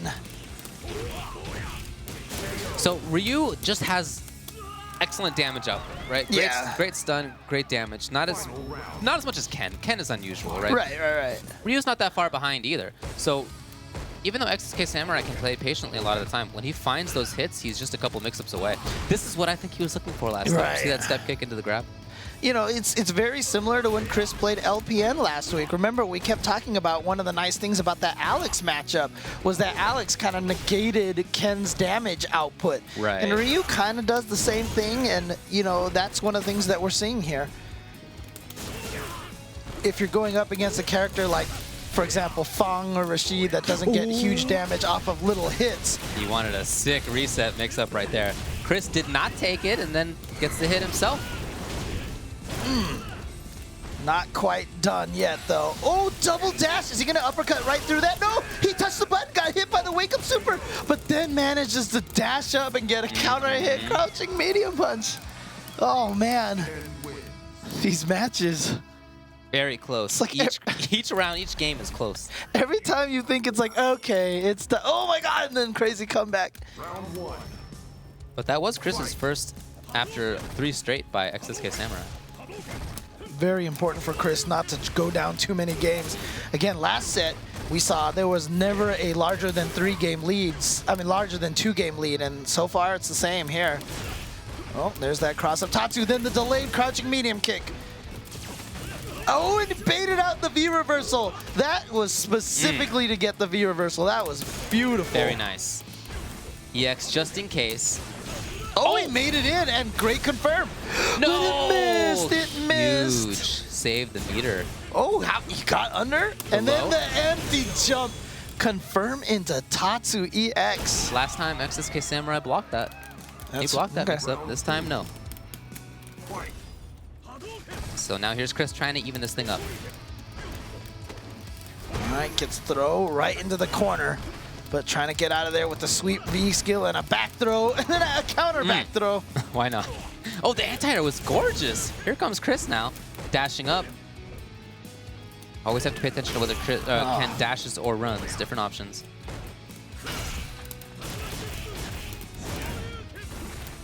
Ken now Okay, gets the confirm into the critical art. That's probably going to do it. You got it. So it is going to be even. And I feel like that's kind of a bad habit for Ken players when they get their crouching roundhouse blocked and then they cancel it into V-skill, almost kind of like as a desperation. Like, it's not going to work and you get crush countered. Right, like it's even worse. Yeah, just eat the counter sweep because then you can quick rise. But yeah, like that, just like that, ChrisTarian ties it up. It's going to be 6-6. Very, very close match between these two players. Okay, a little bit of forward movement there from XsK Samurai. Again, forward movement. So he might be trying to show some different kind of play. Yeah, there's that delay. That delay meaty to catch, you know, late text. Oh, and he gets a stun. Catch the jump OS's. EX. Gonna do it. And this is now the game that ChrisT wants to play. That burst damage, right? So he mentioned that. He's getting those hits, he's converting them, getting the stuns, getting the damage off of that. Oh, no response. That's very surprising from XsK Samurai. I feel like people just need to go in a training room and practice uppercutting that. You definitely can. You can parry it too. Because it starts weirdly slow and comes down at this weird speed. It's so awkward. I feel like that's why people get away with it a lot. It just has a weird pace to it. No uppercut from ChrisT off of that back roll. Here comes Samurai now. What will he go for? He does pressure. He does get the super. Is he going to move forward again? okay. Chases after his fireball, bit. but then backs off a little bit. Oh! Wow, the spacing right there. Yeah, and there was an example of Chris being a little over-aggressive, Yeah. going for a step kick from that far away, not sure what he was aiming for. Again, the delayed crouch light kick, so he's just gonna do it. Okay, yeah. Well, I mean, as I was told, you know, someone on social media has told me, like, sometimes they just do that because that way if you punish them, it's not a crush counter combo, right? Yeah. So, You're not going to get punished as badly. well, that's going to get punished. You can't go. Oh, boy. This is a Speaking lot of getting now. punished. Yeah, exactly. Oh, boy, Chris. Oh, And then no. he missed it. Here comes Samurai. Does he get anything this time? No, again. Because the one in V trigger's so fast, and he's going to get he missed the uppercut, or? Well, he had down strong. Sometimes the anti-airs with Yeah, down strong. yeah. But yeah, I don't know which one he wanted. In any case, I liked XsK Samurai's choice to go as short right there. Neutral jump short, because that's probably his best bet. So that was a really good reaction to what the situation was. But in any case, 3 games in a row for Mr. ChrisT, and so now he's actually up 7-6. Remember, he was last week's winner, and every week they get a trophy from Controller Chaos. Every week they get $500. Chris wants to walk home with 2 of those controllers and an extra $500. of course, yeah, he's been able to move forward pretty consistently. A lot of his mix-ups have worked out. Wow, he tried back strong right there and confirmed it well. Here he comes now. Yeah, there's There's the that low. mix-up, yeah. XsK Samurai going to use that V reversal and gets under. Still a little bit of Ken advantage after that, but much better than, I think, the +9 after light kick Tatsu FADC. Oh, too far. The hit anyway. It worked out. Back strong, very late into the fierce hit. Yeah. And I think he was just doing run, but the Dragon Punch, I think, was confirmed, so that was nice to see. Samurai was just probably waiting for back strong or something, Right. and wanted to hit in between, but if you chain into the fierce at a timing you weren't ready for, that's exactly what happens right there. Oh, big punish time. Yeah, that's exactly what XsK Samurai was hoping for. Moving forward, moving forward. No, too far, too slow on that. Very interested to see the revolving meaty timings that these players have been bringing out. It's not just straight meaties. There are also buttons just delayed a little bit to beat jump back tech or to beat frame traps, that kind of thing. Or to act as a frame trap, I should say. Here comes Chris. No, blown backwards again. Oh, and there's the uppercut, but didn't hit deep enough. Oh my God. That overhead was almost punished. Again, if Chris had not done Tatsu, he might have been able to get a big punish. Look at that. After blocking, he inserted that meeting kick at exactly the right time. I'm telling you, XsK Samurai's defense is on another level. This guy's, he has been blocking so well, teching only when he, how many times have we seen him punished for whipping a throw or getting shimmied? Like never, like maybe twice. Pretty rare. Sets up the mid-range. Nice job from Chris. Here comes Chris. Oh, the drop! A couple of opportunities. Nice. Here's Chris. The low works. Oh, and the side swipe uppercut. It's going to give him the uppercut juggle. And another uppercut. Wow, what a tech. Immediately, too. There was no bones about it. And then just gets right in there. So that is 4 games in a row for Chris. You're right. That, and through that time, there have only been 3 rounds won yeah, that break by XsK Samurai. seems like it worked really well for him. You know, he talked about trying not to put himself into a position where he can get punished. He was trying to uppercut through fireballs a lot. That EX uppercut that he did at the end of the round was to try to punish a fireball.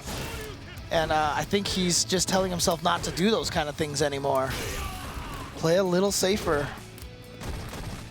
I do think it's true that he's taken fewer risks. You have to take some risks with Ken, that's the character, but he has taken fewer. Right, aggression doesn't necessarily mean risky play. Oh, that crouching burst was so genius. He was looking for the crush counter, having seen that XsK Samurai will block or tech there. That's so smart. Oh, wow, gets the auto-correct uppercut. Oh, that was really nice, too. But here comes Chris. Okay, V reversal, 2. Interrupted. Despite all of that really good work by Chris, XsK Samurai still takes the round. Nice play. Okay. And XsK Samurai, honestly, his uppercut anti-air has been on point. It really looks like a classic Street Fighter player, a classic Ryu player getting that fireball uppercut came. But there we go. Finally baited out with the cross-up Tatsu. Samurai waiting. He didn't take advantage on there. That whiff roundhouse, but ChrisT takes advantage on that punish. Samurai got to make something big happen. That's how he won. You know, he's been winning mostly, I would say, on the strength of those big up close options. A little too early on that uppercut after. Oh, there it is. This is what I was looking for last time. And he gets the round. He gets the game. XsK Samurai says, nope, sorry, no one's going up 3 games today. We are always going to be close. And he brings it 8-7 now. Round 1. That might have been one situation where ChrisT pressed too hard. You know, he hasn't been doing that quite as much. And when he went back to it right there, he's got his butt kicked for it. Nice punish. That's the advantage that Ryu has. That stand light kick is a great punish tool. Stand light kick. Oh, says, you know what? I know you're going on offense. I will parry this fireball and counter you, and he wants that stun. What a tech by ChrisT. Oh, And boy. nice. He read that XsK Samurai wanted to move forward. Here's ChrisT now.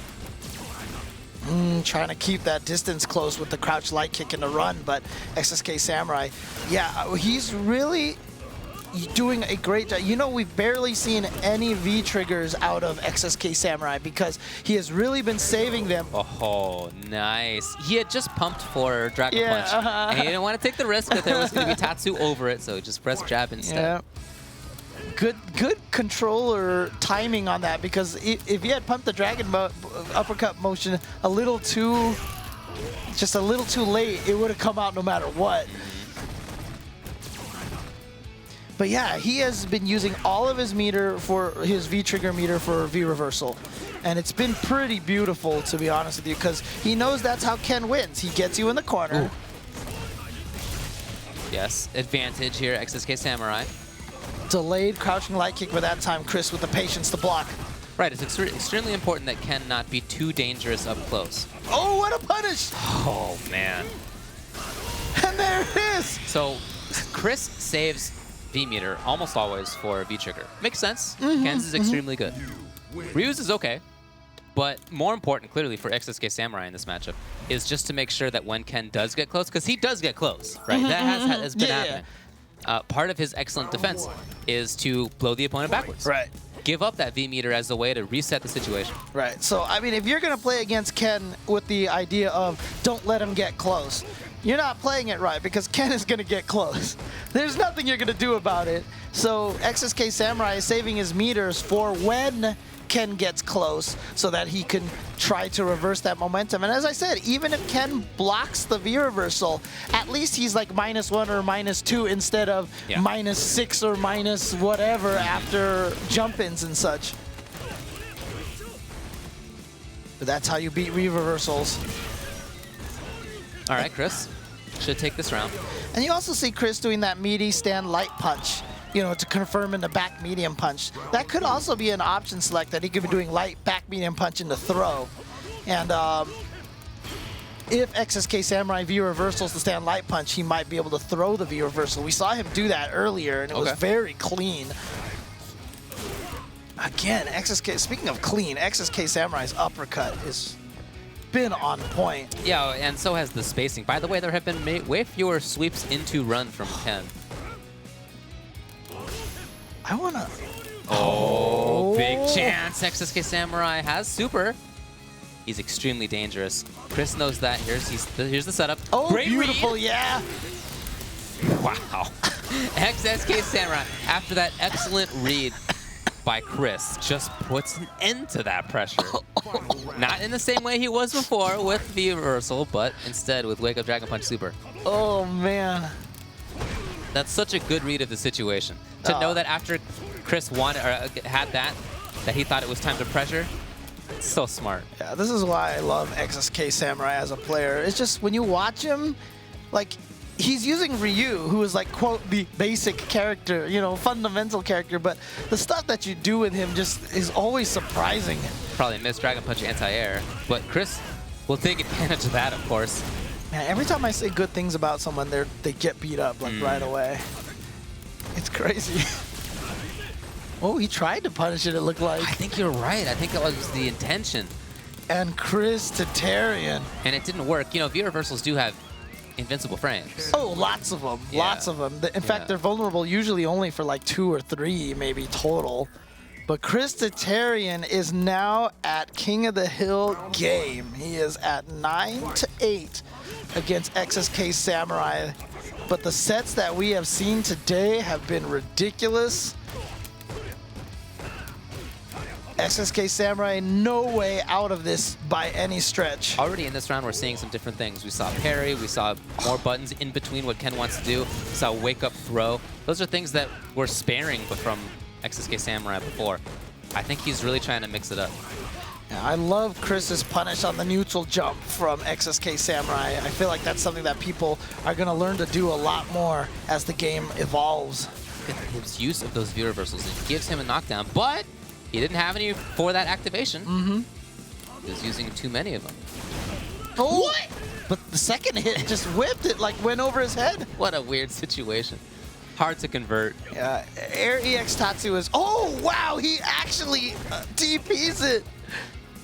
And Ryan moving backwards, hoping that ChrisT will take. Oh no, he was trying to uppercut, but sure just too late. That was one of the situations where he caught you by surprise, but you're like, no, I can do it in time.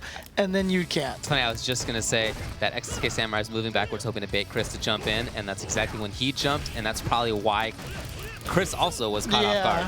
Which basically means if we were all against XsK Samurai, we all would have got jumped in on that. Oh yeah, for sure. Oh, catches him with the Tor's heavy punch. Oh, he's in. Beautiful choice. Reaction to use the EX Tatsu to go punish that fireball. Did he wait until just the last game or two to bring that out? That's really nice. Anti-air. Oh, he kept it safe just in case, and he was right. Oh, that's punish. Samurai getting some range for himself. And then back to this mid-range. Again, 2 whip punishes with sweep in a row. Oh, Ken's EX fireball coming out just a little too late. Okay, he's Ken in now. there, but really just gets thrown. Wow, now can ChrisT get back in? XsK Samurai's defense has been really strong in this game. But Ken, what a decision. Overhead right there. Genius. How many times have they walked up to each other at that range and then just nothing? frozen? Yeah. Down back both players. This isn't finished yet, Ryu. This isn't finished yet, Ken.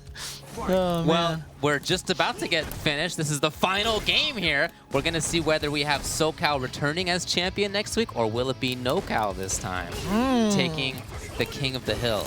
Well, this is a great start for XsK Samurai. ChrisT already down half life, but we know what Ken can do. But again, you know, what ChrisT said is that Ryu kind of controls this mid-screen. Ryu does have better normal buttons, has that fireball option to control the mid-screen. Oh, his own little funky overhead. Oh, here we go. ChrisT, interesting choice. Okay. Just had to make sure. Pressure and then he gets the stun. Tries to get out of the corner. Yeah, not enough time to jump necessarily, but he's still going to get plenty of damage. Is ChrisT, can he get to King of the Hill point? XsK Samurai. I was going to say, he oftentimes brings out unusual defensive choices as things go down in the way that they were in that round, but he didn't. And as a result, ChrisT now is at match point. A missed air Tatsu, it looked like, but he's going to get the counter sweep, and then the uppercut from XsK Samurai. Oh, hoping to fish that stand round us. We haven't seen it in footsies like that for a little while. And you see the excellent timing of crouching medium kick from ChrisT just earlier in the footsies, but here comes XsK Samurai. He gets the uppercut. Did you see that? Too far. Too far. Ken, will he try to activate? He does. V reversal, yes, and the gets grab. Thrown and into the corner, which is the most important part. He gets another throw. ChrisT is 2 mix-ups away here. Yes, V reversal again. He's in, but an EX uppercut from XsK Samurai. Yeah. Oh, it wasn't EX, but it was enough. XsK Samurai gets the Dragon Punch. We're going to go down to the final round for King of the Hill. Can Chris get in? Can Samurai do what he wants to do? There's the anti-air. Dragon Punch. Into the throw.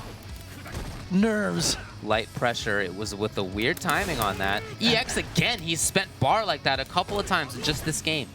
After having done it only once or twice throughout the whole set. Again, the anti-air. Chris is desperate to get out. He's trying to read XsK's fireball timing, but XsK Samurai has decided, you know what? I'm not going to throw a fireball. Oh, here we go. Big He's fierce. going to get in with the crush counter. What will be the option? Oh! Got to spend the meter to keep himself safe. Again, Double V V reversals. It's so common for him to do that. Oh, he gets caught. I think Mikey was looking for Dragon Punch there, but he was too late. Oh, big one! Is this gonna it? probably do it, and it is. ChrisT is gonna take it after the final uppercut baited. Oh my God! And he wins it on the last round on the 19th game. That was as close as it gets. As close as it gets. Congratulations to ChrisT. He's king of the hill again, and he's completely drained in doing it. Best screenshot ever, king of the hill. Completely drained in doing it. Oh man. No, that was. He climbed up a hill and came down a mountain, dude. I'll tell you. Amazing set. Walks over there and he gets the little handshake from Mikey, who clearly is not happy at how that last round ended up going. Mistake on his side, he feels. And as a result, Chris ends up taking it. Well, let's go over to James and talk with the players about how that went. Look, I don't know how either of you guys are alive right now, dude. I'm exhausted even just watching that. But what turned that around for you, Chris?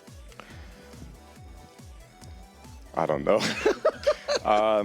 No, that's a great answer, actually. I think Mikey started getting a little more aggressive when he came back with the 5-4 win. And then I kind of wanted to play a little more defensive, and then I got the 2 wins.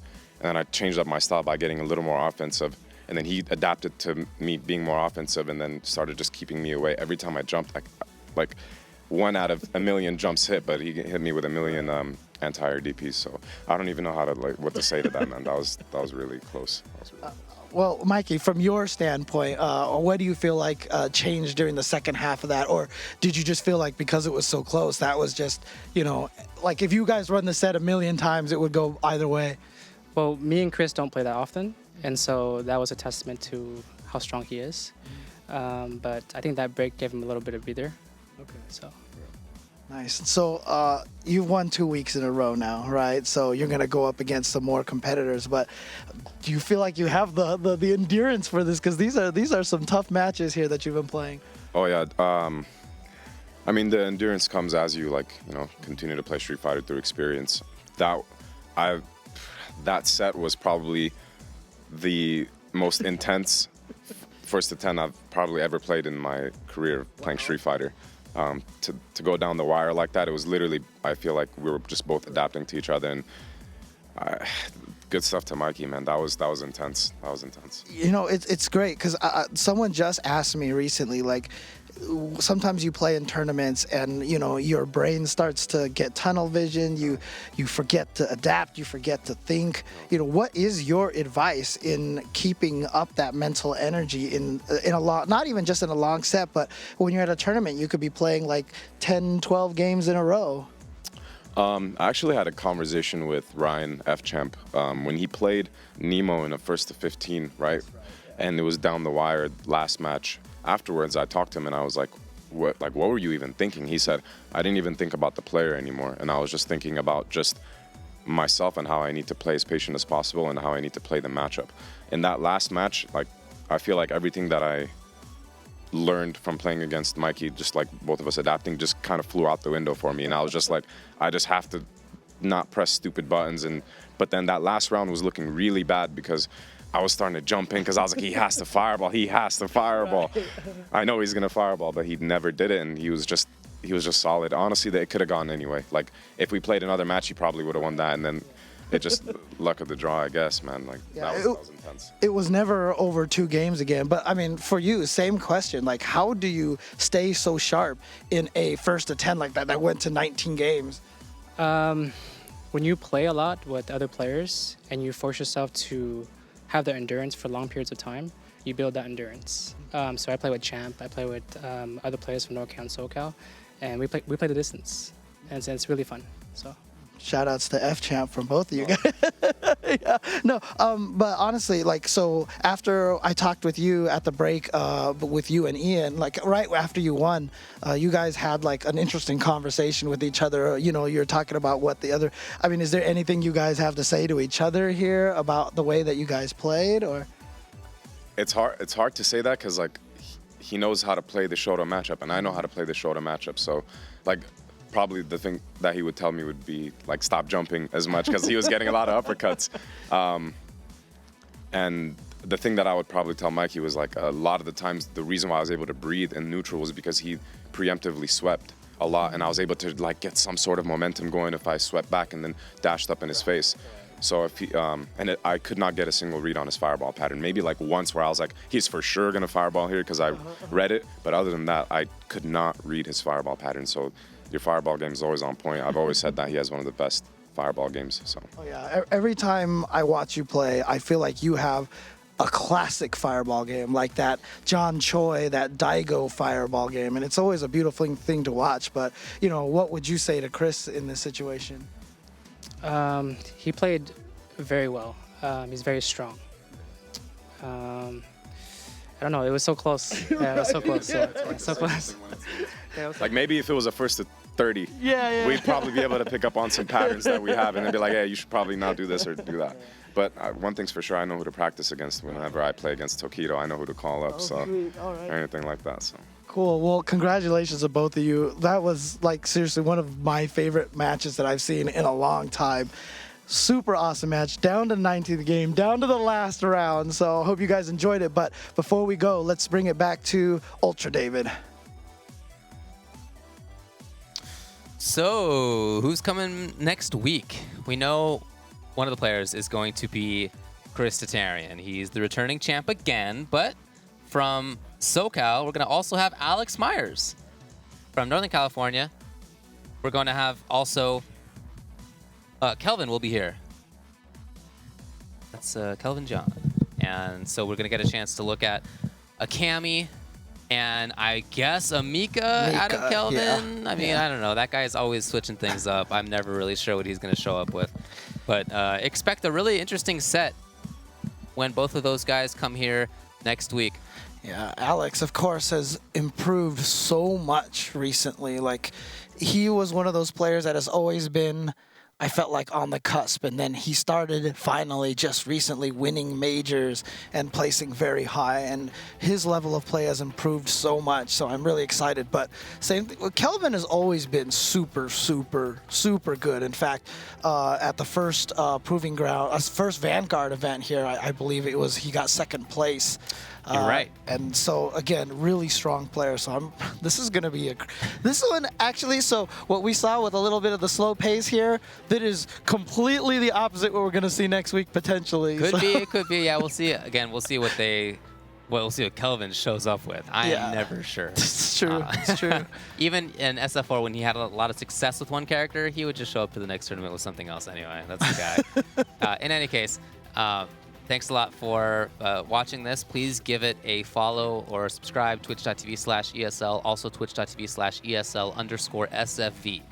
And of course, you know, we like to talk about a lot of tournaments and events and game news and FGC, you know, the overall community stuff that's been going on.